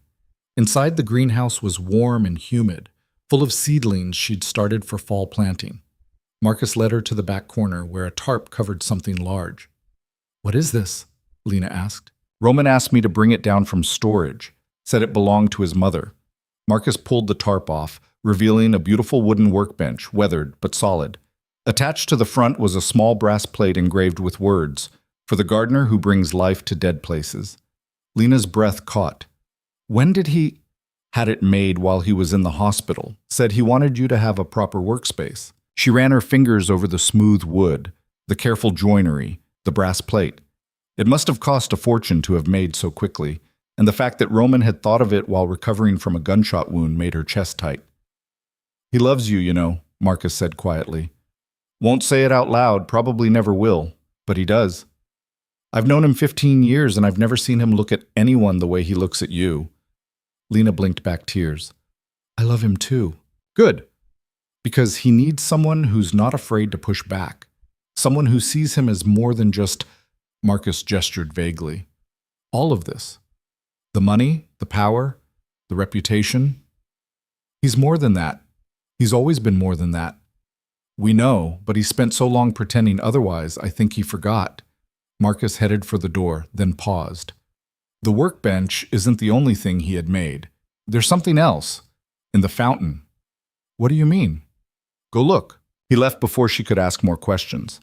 Lena walked out to the fountain, now running clear and constant, water trickling over stone. At first she didn't see anything different.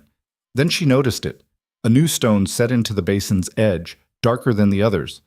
Carved into its surface was a single word, hope. She stood there for a long time, listening to the water, running her fingers over that single carved word, and felt something shift inside her chest, something fundamental and permanent. That night, after Ivy was asleep and the house had gone quiet, Lena slipped into Roman's room. He was awake, reading by lamplight, and looked up when she entered. Couldn't sleep? He asked. Didn't try. She climbed into bed beside him, careful of his healing injuries. I saw the workbench and the fountain. Do you like them? I love them. She curled against his side, felt his arm come around her. Thank you. You earned them. The garden? He stopped, searching for words. My mother would have loved what you've done with it. I wish I could have met her. She would have liked you. You're stubborn like she was. Wouldn't take no for an answer. Roman's fingers traced idle patterns on her shoulder. She used to say that gardens were proof that beautiful things could grow anywhere, even in the darkest soil. I never understood what she meant until you showed up. Lena tilted her head to look at him. Are you saying I'm beautiful, or that you're dark soil? Both, probably. He almost smiled. Definitely both. They lay in comfortable silence for a while. Then Roman said, I've been thinking. About what? About what happens next. After I'm healed. After things go back to normal. Lena's stomach tightened. What do you mean? I mean that normal for me isn't... He struggled with the words. It isn't safe. The business I'm in, the people I deal with, even with Marchetti handled, there will be others. There's always others. I know that. And you're still here. Of course I'm still here. Roman was quiet for a beat. Why? Because I want to be. Because when I imagine leaving, imagine going back to my tiny apartment and my old job and my life before all of this, I can't picture it anymore. It feels like trying to put on clothes that don't fit. She propped herself up on one elbow, looked him in the eye. This is where I belong now. With you. With Ivy. Here. It won't be easy. I don't care. There will be danger, risk, things I can't control. I know. You could get hurt. Or worse. Roman. She touched his face, made him focus. I'm not going anywhere. Whatever comes next, we face it together. Stop trying to protect me from a future I'm choosing on my own. His hand came up, covered hers. I'm terrified of losing you. Then hold on tight and don't let go. He pulled her down, kissed her with an intensity that stole her breath. When they broke apart, both breathing hard, he pressed his forehead to hers. I love you, he said. Simple. Direct. Like the words had been waiting years to get out. Lena smiled. I know. That's not the response I was hoping for. I love you too, you impossible man. His laugh was quiet, a little broken, completely genuine. Good. That's good. They fell asleep tangled together, and for the first time since the shooting, Roman slept through the night without nightmares. But peace never lasted long. The call came 3 days later, early morning, Marcus's voice tight with barely controlled anger. Lena answered on the second ring. What's wrong? There's a situation. I need you to get Roman and bring him to his office. Now. He's not supposed to be us. I know, but this can't wait. Lena found Roman already awake, sitting on the edge of the bed, looking pale but determined. He'd heard Marcus's voice through the phone. What happened? He asked. I don't know, but Marcus sounded... She stopped. Scared. Marcus had sounded scared. We should go. Roman moved slowly but steadily down the stairs, Lena at his elbow. In the office, Marcus stood with another man Lena didn't recognize. Older, gray-haired, expensive suit. He looked up when they entered and his expression was grim. Roman, he said. We have a problem. Talk. The man glanced at Lena. Roman followed his gaze, then said flatly, She stays. Whatever it is, she stays. The man sighed. Marchetti's lawyer filed an appeal, claims his client was set up, that evidence was planted. And apparently they have a witness who says Vincent was acting on your orders, not Marchetti's. Lena felt Roman go rigid beside her. That's impossible. I know, but the witness is credible. Former associate of yours turned informant, says he has proof you orchestrated the whole thing to eliminate competition. Who? The man hesitated. David Chen. The name clearly meant something. Roman's face went white, then red. David's been dead for 2 years. Apparently not. He's been in witness protection, and now he's willing to testify. Marcus swore under his breath. Lena looked between them, trying to understand. Who's David Chen? Someone I trusted. Roman said quietly. Someone I thought was loyal. Turns out I was wrong. The lawyer continued. If this goes to trial, if Chen testifies, it won't matter that Marchetti was guilty. The case falls apart, Marchetti walks, and you... He stopped. I go to prison, Roman finished, for attempted murder, for everything they can pin on me. We can fight this. How? With what? If David's testifying, he has details, things only someone inside would know. Roman sat down heavily in his desk chair. He can destroy me. Silence fell over the office. Lena's mind raced, trying to find a solution, a way out, anything. But this was beyond her. This was Roman's world, the dangerous, complicated world she'd known existed, but never truly understood until now. There has to be something we can do, she said. The lawyer shook his head. I'll look for angles, but if Chen's testimony is as detailed as they're claiming, then I'm done, Roman said. His voice was flat, defeated. That's what you're not saying. I'm done. Roman, no, Lena started. Yes. He looked up at her, and his eyes were hollow. This is what I tried to warn you about. This is why I wanted you gone. Because eventually, it all falls apart. It always does. We'll find a way. There is no way. Not this time. Marcus cleared his throat. Actually, there might be. Everyone turned to look at him. Chen's in witness protection, right? Marcus continued. That means he's untouchable through normal channels.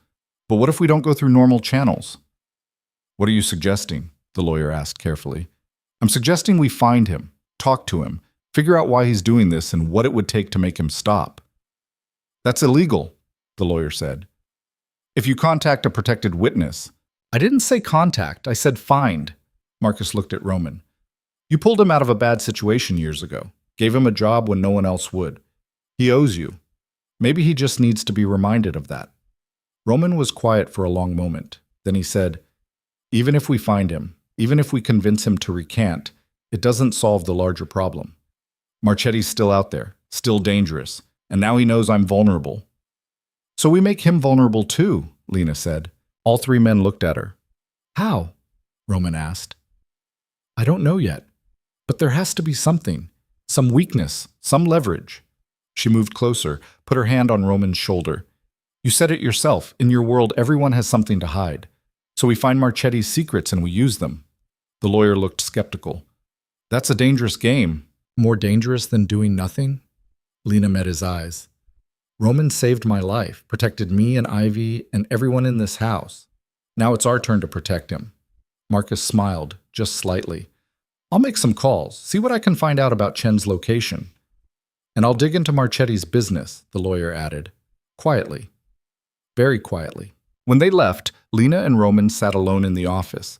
Outside, morning sun painted the garden gold. The lilies were still blooming, white and perfect against green leaves. You shouldn't get involved in this, Roman said. Too late. I'm already involved. Lena, no. Listen to me. She knelt in front of his chair, took both his hands. You spent weeks trying to push me away to keep me safe. It didn't work then, and it won't work now. We're in this together, remember? Whatever happens, we face it together. Roman's eyes searched her face. What if we can't fix this? What if I end up in prison? Then I'll visit you every week until you get out. And Ivy will too. And we'll keep the garden alive until you come home. She squeezed his hands. But we're not there yet. We're nowhere close to there yet. So stop acting like it's over and start fighting. Something shifted in his expression. The defeat faded, replaced by something harder, more determined. Okay, he said. Okay, let's fight. The next 2 weeks were a blur of activity. Marcus tracked Chen to a small town 3 hours away, living under a new name, working at a hardware store. The lawyer dug up financial records showing Marchetti had been skimming from his own operation, keeping 2 sets of books, lying to his partners.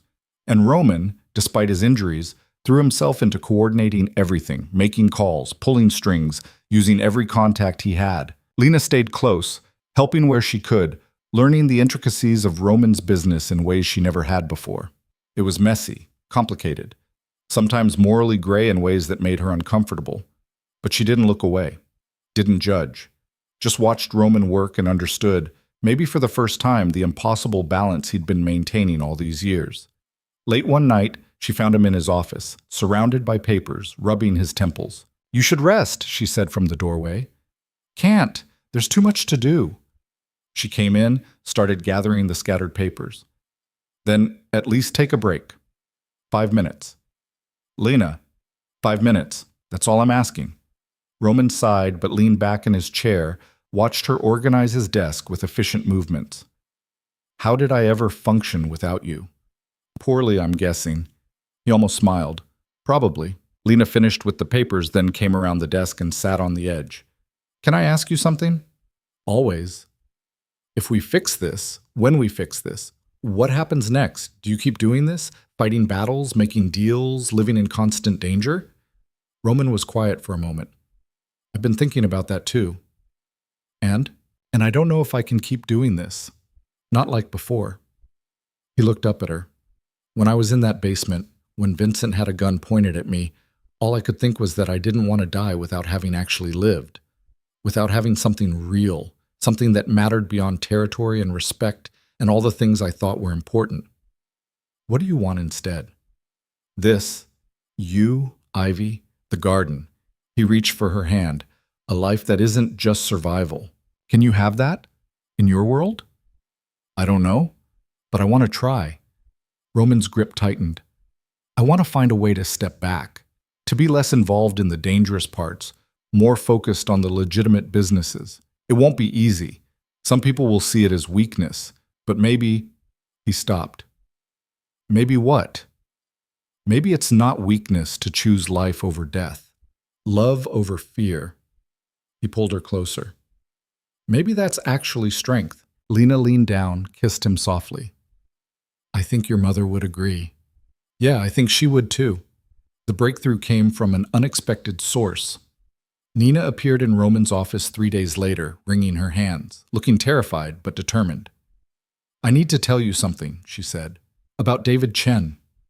Roman looked up from his desk. "What about him?" "He called here 2 years ago, right before he disappeared. I answered the phone." Nina's voice shook. "He was crying, said he was sorry, said he never wanted to betray you, but they threatened his daughter, said if he didn't cooperate, they'd kill her." The room went still. "Why didn't you tell me this before?" Roman asked quietly. "Because he made me promise not to. Said if anyone knew, especially you, they'd kill her anyway."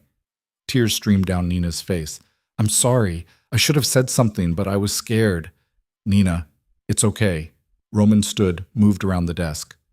"It's okay. You did the right thing." "His daughter," Lena said slowly. "If Marchetti's people threatened her—" "Then David's not testifying because he wants to," Roman finished. "He's doing it because he has no choice." Marcus, who'd been standing in the corner, straightened. "So we find the daughter, get her somewhere safe. Then David has no reason to lie." "Can we do that?" Lena asked. Roman's face hardened into something determined. "Yes, we can do that." It took another week, but they found her. David's daughter, Emma, living in a different witness protection program, unaware her father had been forced into testifying to keep her safe. Marcus and 2 others extracted her, carefully, legally, with federal cooperation, and brought her to a secure location. Then Roman went to see David himself. Lena insisted on coming. "It's not safe," Roman argued. "Safe." Roman was. "Neither was the basement. Neither was staying here during the attack. But I did both anyway." She grabbed her coat. "I'm coming." They drove in silence, Marcus at the wheel. The hardware store was small, run down, in a part of town that had seen better days. David was behind the counter, grayer than Lena expected, thinner, with the kind of tired eyes that came from years of looking over your shoulder. He went pale when he saw Roman. "We need to talk," Roman said quietly. David glanced at the security camera in the corner, then nodded. "Break room, 5 minutes." In the cramped room that smelled like stale coffee and bleach, David sat with his head in his hands while Roman told him about Emma, about the extraction, about the fact that she was safe now, protected by people Marchetti couldn't touch. "Why?" David asked, voice breaking. "Why would you help me after what I'm doing to you? Because you didn't have a choice, and because I remember what it's like to make impossible decisions to protect the people you love." Roman's voice was steady, kind, even. Your daughter's safe now, which means you can stop lying. If I recant, Marchetti will know I talked to you. He'll come after me. He won't get the chance. I have enough on him now to put him away for life. Financial crimes, racketeering, conspiracy. He's done. Roman leaned forward. But I need you to tell the truth, all of it, about why you disappeared, who threatened you, everything.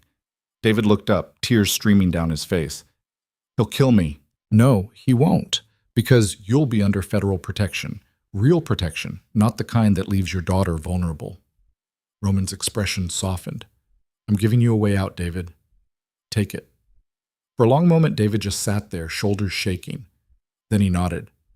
Okay, I'll do it. The trial never happened. Once David recanted his testimony and provided evidence about the threats, once the lawyer presented the financial records showing Marchetti's illegal activities, once federal prosecutors saw the full picture, they offered Marchetti a deal. 20 years, no parole, in exchange for naming his associates and cooperating with ongoing investigations. He took it. Roman got a call on a Tuesday afternoon, 3 months after the shooting. Lena was in the garden planting bulbs for spring when she heard him shouting. Not angry shouting, celebratory shouting. She ran inside to find him in the hallway, phone still in hand, grinning like she'd never seen him grin before. It's over, he said. It's actually over. Lena threw her arms around him, careful of his still healing ribs, and felt him hold her tight. Marchetti took the deal. Chen's testimony is sealed. I'm clear. He pulled back, cupped her face. We're clear, all of us. That night they had dinner together. All of them. Roman, Lena, Ivy, Nina, Sarah, Marcus, and half a dozen others who worked at the estate. The dining room table was full for the first time in years, full of food and laughter and people who'd become family. Ivy sat on Lena's left, chattering about school. Marcus sat across from them, actually smiling. Roman sat at the head of the table, and every few minutes he'd look around like he couldn't quite believe this was real.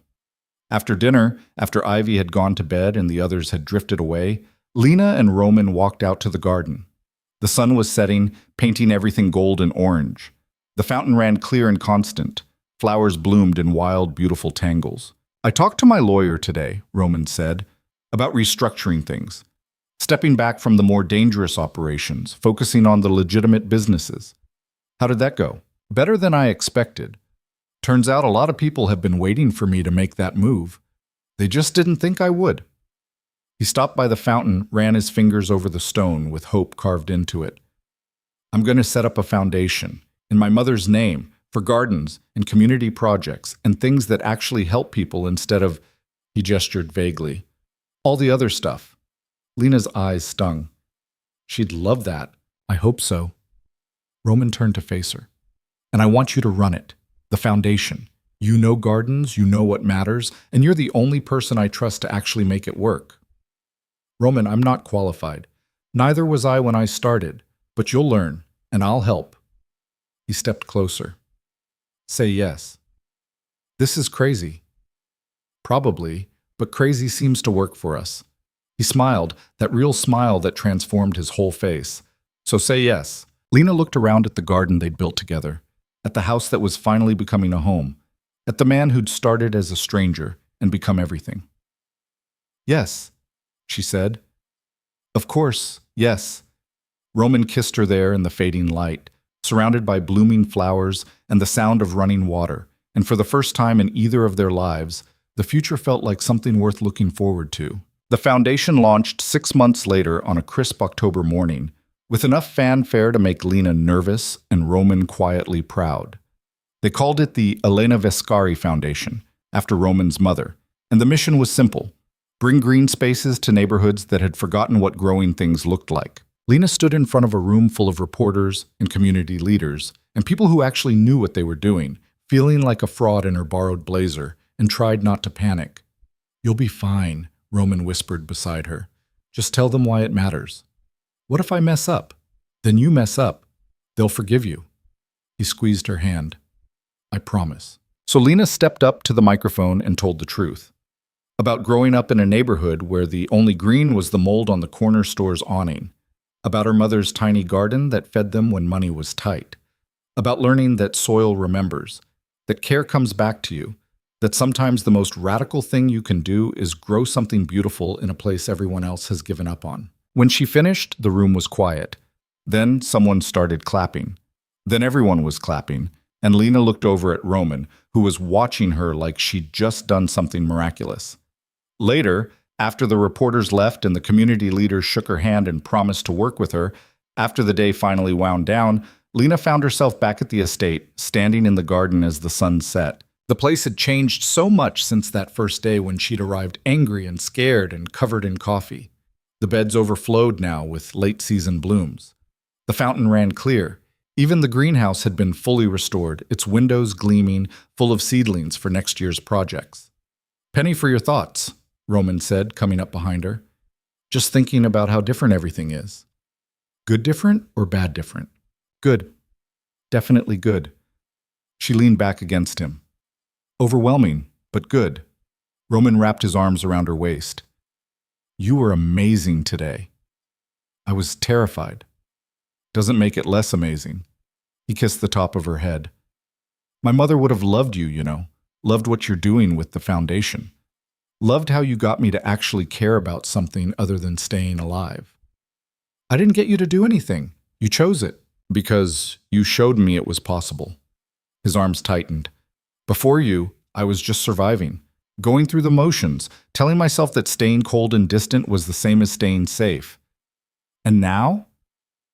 Now I'm actually living. It's terrifying and unpredictable, and sometimes I wake up in a panic thinking I'm going to lose it all.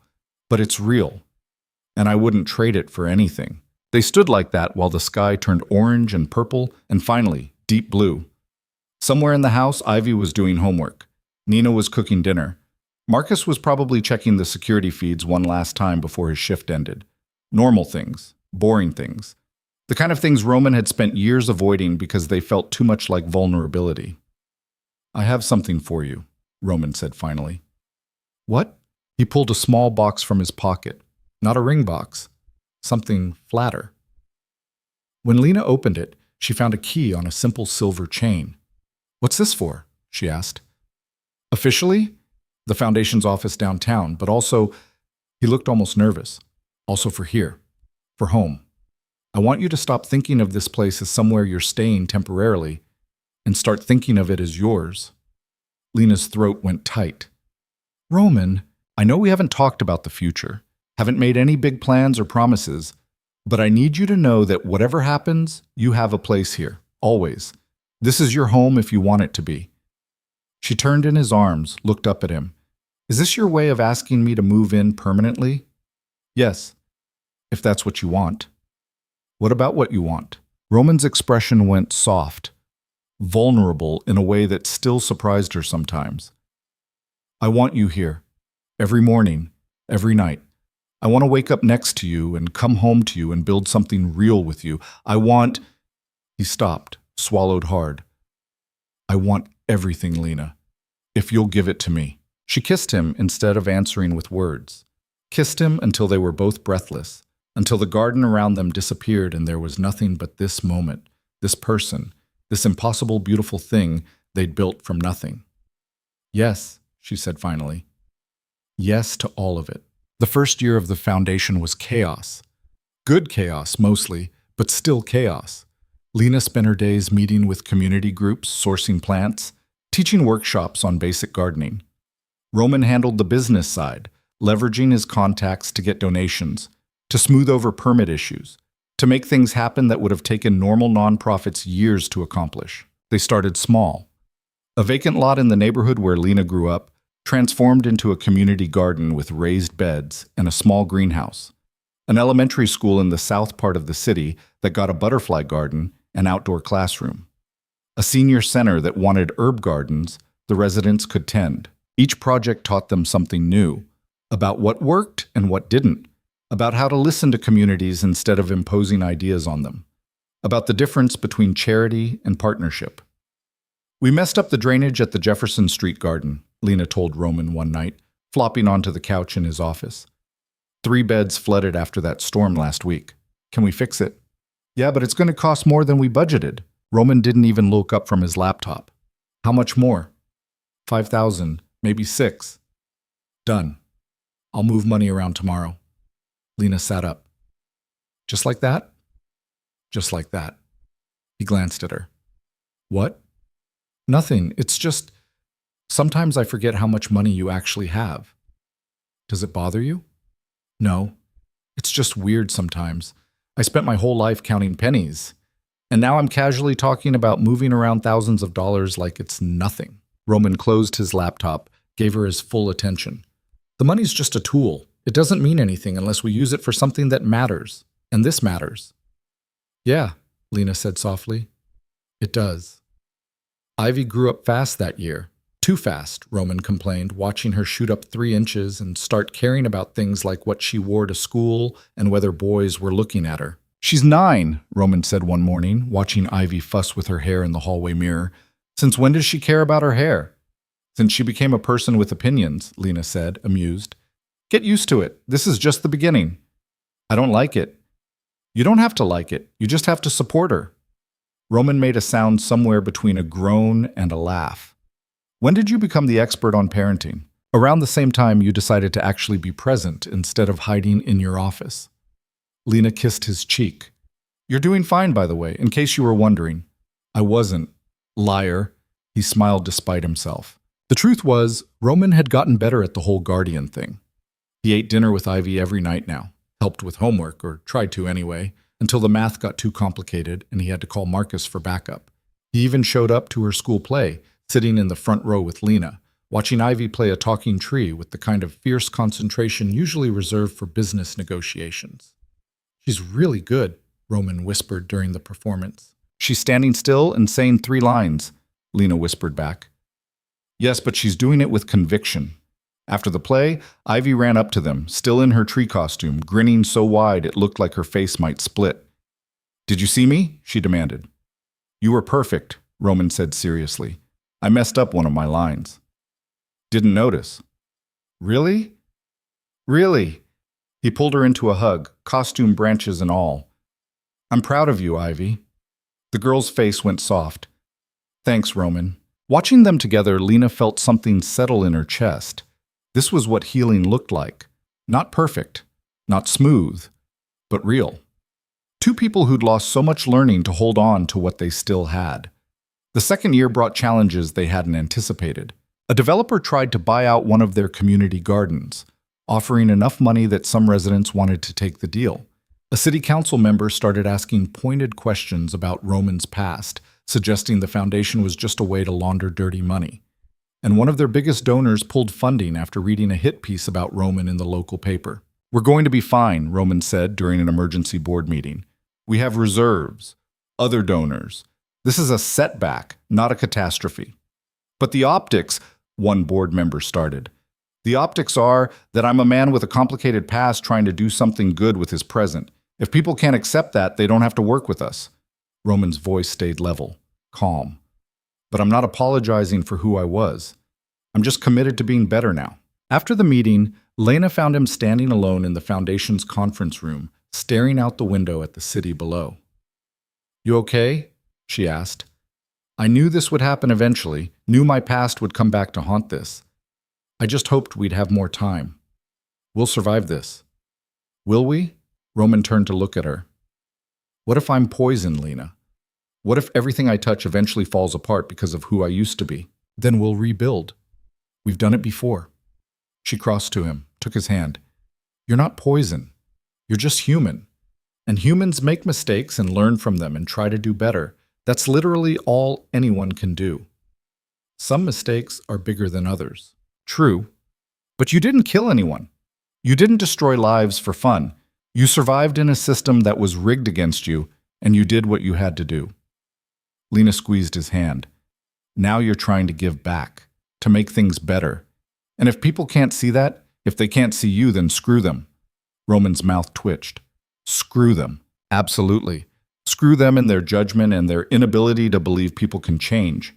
She stepped closer. I believe you've changed. Ivy believes it. Everyone who works with the foundation believes it. That's what matters. He pulled her into a hug, held on tight. What did I do to deserve you? Spilled coffee on yourself. His laugh was muffled against her hair. Best mistake I ever made.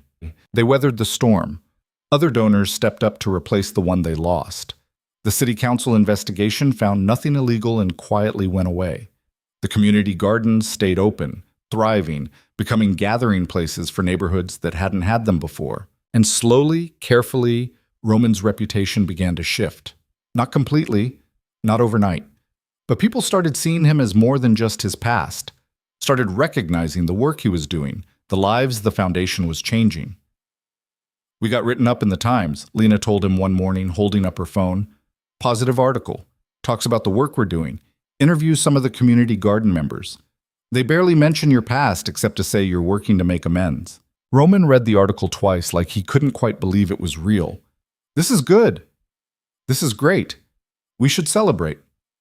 How? He looked at her with that slight smile that still made her heart skip. I have an idea. The idea turned out to be a weekend away.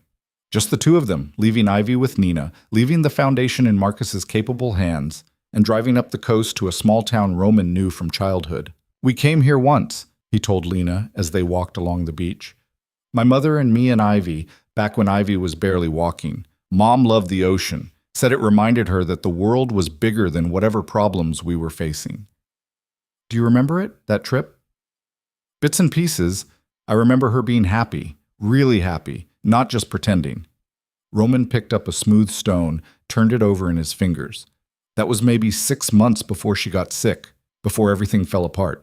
Lena threaded her fingers through his. I'm glad you had that time with her. Me too. He tossed the stone into the waves. I think she'd like what we're doing, with the foundation, with our lives. I think she'd be proud of you. I hope so. Roman stopped walking, turned to face Lena. The ocean crashed behind them, salt spray in the air, the sun just starting to set. I want to ask you something. Okay, I'm not good at this. At the romantic gesture thing, at saying the right words or making big speeches. He reached into his pocket, pulled out a small box. A ring box this time. But I know that I love you, that you changed my life in ways I didn't know were possible. And I know that I want to spend the rest of my life trying to be worthy of what you've given me. Lena's breath caught. So I'm asking, Roman continued, opening the box to reveal a simple silver band with a small diamond. Will you marry me? Will you take a chance on a man who's still figuring out how to be better, but is committed to trying every single day? Lena looked at the ring, at Roman's face, nervous and hopeful and so completely open, and felt tears spill down her cheeks. Yes, she said. Yes, of course, yes. He slipped the ring on her finger with shaking hands, then pulled her into a kiss that tasted like salt water and happiness, and the kind of future neither of them had believed was possible a few years ago. When they told Ivy, the girl screamed so loud Nina came running from the kitchen thinking someone was hurt. You're getting married? Ivy bounced on the couch, grinning. Really actually married? Really actually, Lena confirmed. Can I be in the wedding? You can be whatever you want to be in the wedding. Ivy threw her arms around Lena, then Roman, then both of them together. This is the best thing that's ever happened. I thought getting the lead in the school play was the best thing that ever happened, Roman said, amused. That was last week. This is now. Keep up, Roman. He laughed, genuine and full, and Lena watched him with Ivy and felt something slot into place. This was family. Not perfect, not without complications, but real and messy and full of love. They got married in the garden 6 months later, on a day when the lilies were blooming and the fountain was running clear and everything was alive with color. Small ceremony, just family and close friends. Nina cried through the whole thing. Marcus stood as Roman's best man and made a speech about how he never thought he'd see the day Roman Vescari smiled this much. Ivy was the flower girl and took her job so seriously she made everyone wait while she got each petal placement exactly right. Lena's mother came, her eyes wet as she watched her daughter marry a man she'd been terrified of when they first met, but had come to love. You sure about this?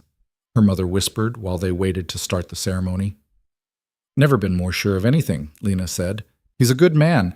Underneath all the scary stuff, he's good. I know, Mama. And he loves you something fierce. I know that too. Her mother kissed her cheek. Then let's get you married. Roman waited at the end of the garden path, looking like he might pass out from nerves, and when Lena started walking toward him, his whole face transformed, soft, open, completely vulnerable. The ceremony was short. Simple vows about choosing each other every day, about building a life together, about facing whatever came next as partners. When the officiant said they could kiss, Roman pulled Lena close and kissed her like they were the only two people in the world. The reception lasted until after dark. String lights in the trees, music and laughter and dancing on the lawn. At one point, Lena saw Roman standing with Ivy, teaching her how to dance properly, both of them laughing when she stepped on his feet. "You did good, kid," Marcus said, appearing beside Lena with 2 glasses of champagne. "We did good," she corrected. "Nah, this was mostly you." He handed her a glass. 5 years ago, Roman was a ghost, just going through the motions, waiting for the next crisis. Now look at him. They both looked. Roman had given up on teaching Ivy proper dance steps and was now just spinning her around while she shrieked with delight. "He's happy," Marcus continued.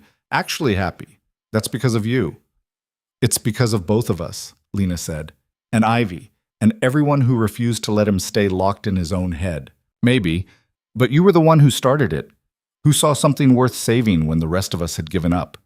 Lena sipped her champagne, watched her husband, laugh at something Ivy said. "I didn't save him. He saved himself. I just reminded him it was possible." The years that followed were full. The foundation expanded, opening gardens in 3 more cities. Roman gradually stepped away from the last of his questionable business dealings, focusing entirely on legitimate operations and philanthropy. Ivy grew into a teenager who was somehow both brilliant and exasperating, who wanted to save the world and also argued about curfews. There were hard days. Days when old enemies surfaced and had to be handled. Days when the Foundation struggled financially and they had to make difficult choices. Days when Lena and Roman fought about stupid things and had to learn to apologize, to compromise, to choose each other even when it was hard. But there were more good days. Days when they'd get letters from people whose lives the gardens had changed. Days when Ivy would come home from school excited about something she'd learned. Days when Roman would find Lena in the garden and just stand there watching her work with that soft expression that still made her heart skip. On their 5th anniversary, they planted a new section of the estate garden together. A memorial garden with a stone bench and plants that bloomed year-round. In the center, they placed a marker with Elena Viscari's name and the words, "She taught us that beautiful things can grow anywhere." Ivy helped plant the last of the lilies, now 16, and somehow both exactly the same and completely different from the little girl who'd first asked Lena about flowers. "Mom would have loved you," Ivy told Lena. "She would have loved what you've done with her garden, with Roman, with everything." "You think so?" "I know so." Ivy stood, wiping dirt from her hands. "She used to say that the right person could change the world. I think she meant you." Lena's eyes stung.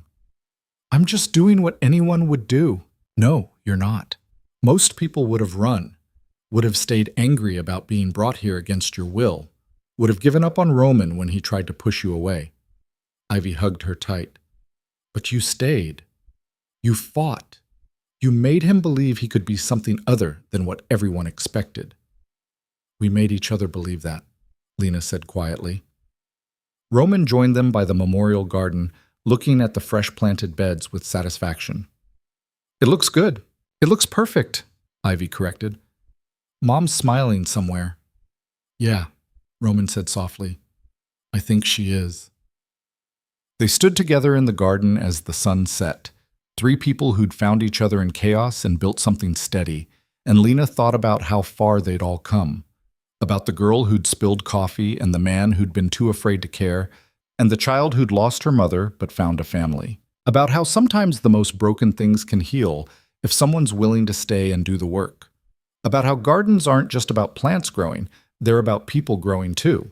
10 years after that first day, after the coffee and the forced debt, and the beginning of everything, Lena stood in the estate garden with their daughter, 3 years old, named Elena after Roman's mother, already fascinated by flowers, and told her about the day Mama had crashed into Papa and changed both their lives forever. "And then what happened?" Elena asked, touching a white lily gently. "Then we fell in love. Then we built all of this." Lena gestured at the garden stretching around them, wild and beautiful and alive. Then we learned that sometimes the worst moments lead to the best things. You just have to be brave enough to see them through. Like planting seeds? Exactly like planting seeds. You put them in the ground when everything looks dead, and you water them and care for them and have faith that something beautiful will come. Elena thought about this seriously. Can we plant seeds now? Sure, baby. What do you want to plant? Sunflowers, like Aunt Ivy's. Lena smiled, thinking about that first day with Ivy, two people who barely knew each other planting hope in dead soil. Sunflowers it is. They worked together in the warm afternoon sun while Roman watched from the terrace, older now, graying at the temples, but lighter somehow, free of the weight he'd carried for so long. He caught Lena's eye and she smiled back, and between them was everything they'd built together, everything they'd fought for, everything they'd become. That night, after Elena was asleep and the house was quiet, Lena and Roman walked through the garden one more time. It had become their tradition, this evening walk, checking on things that had been planted, noticing new growth, just being together in the space where their story had truly begun. Do you ever regret it? Roman asked. That first day? Do you ever wish you'd just avoided me, delivered the flowers somewhere else, never crashed into my life? Lena thought about it honestly, about the fear and anger and confusion of those early days, about all the hard moments that came after, about the work it had taken to build something real from such a broken beginning. Not even for a second, she said finally. Every hard moment, every fight, every time we almost gave up, it was worth it, because it led here, to this, to us. Roman pulled her close, kissed the top of her head. I love you. I love you too. They stood in the garden surrounded by lilies and roses and all the living things they'd coaxed from dead earth, and Lena thought about her mother's words from so long ago. Soil remembers. You treat it right, it gives back. They treated each other right, not perfectly, not smoothly, but with care and patience and a stubborn refusal to give up even when giving up would have been easier. And the garden had given back, had bloomed, had become something neither of them could have built alone. Above them, stars emerged in the darkening sky. The fountain ran clear and constant. Somewhere in the house, their daughter dreamed of sunflowers. And two people who'd been strangers bound by accident and anger had become partners bound by choice and love, proving that sometimes the best things in life grow from the most unlikely soil. All you have to do is be brave enough to plant the seeds and stay long enough to see them bloom.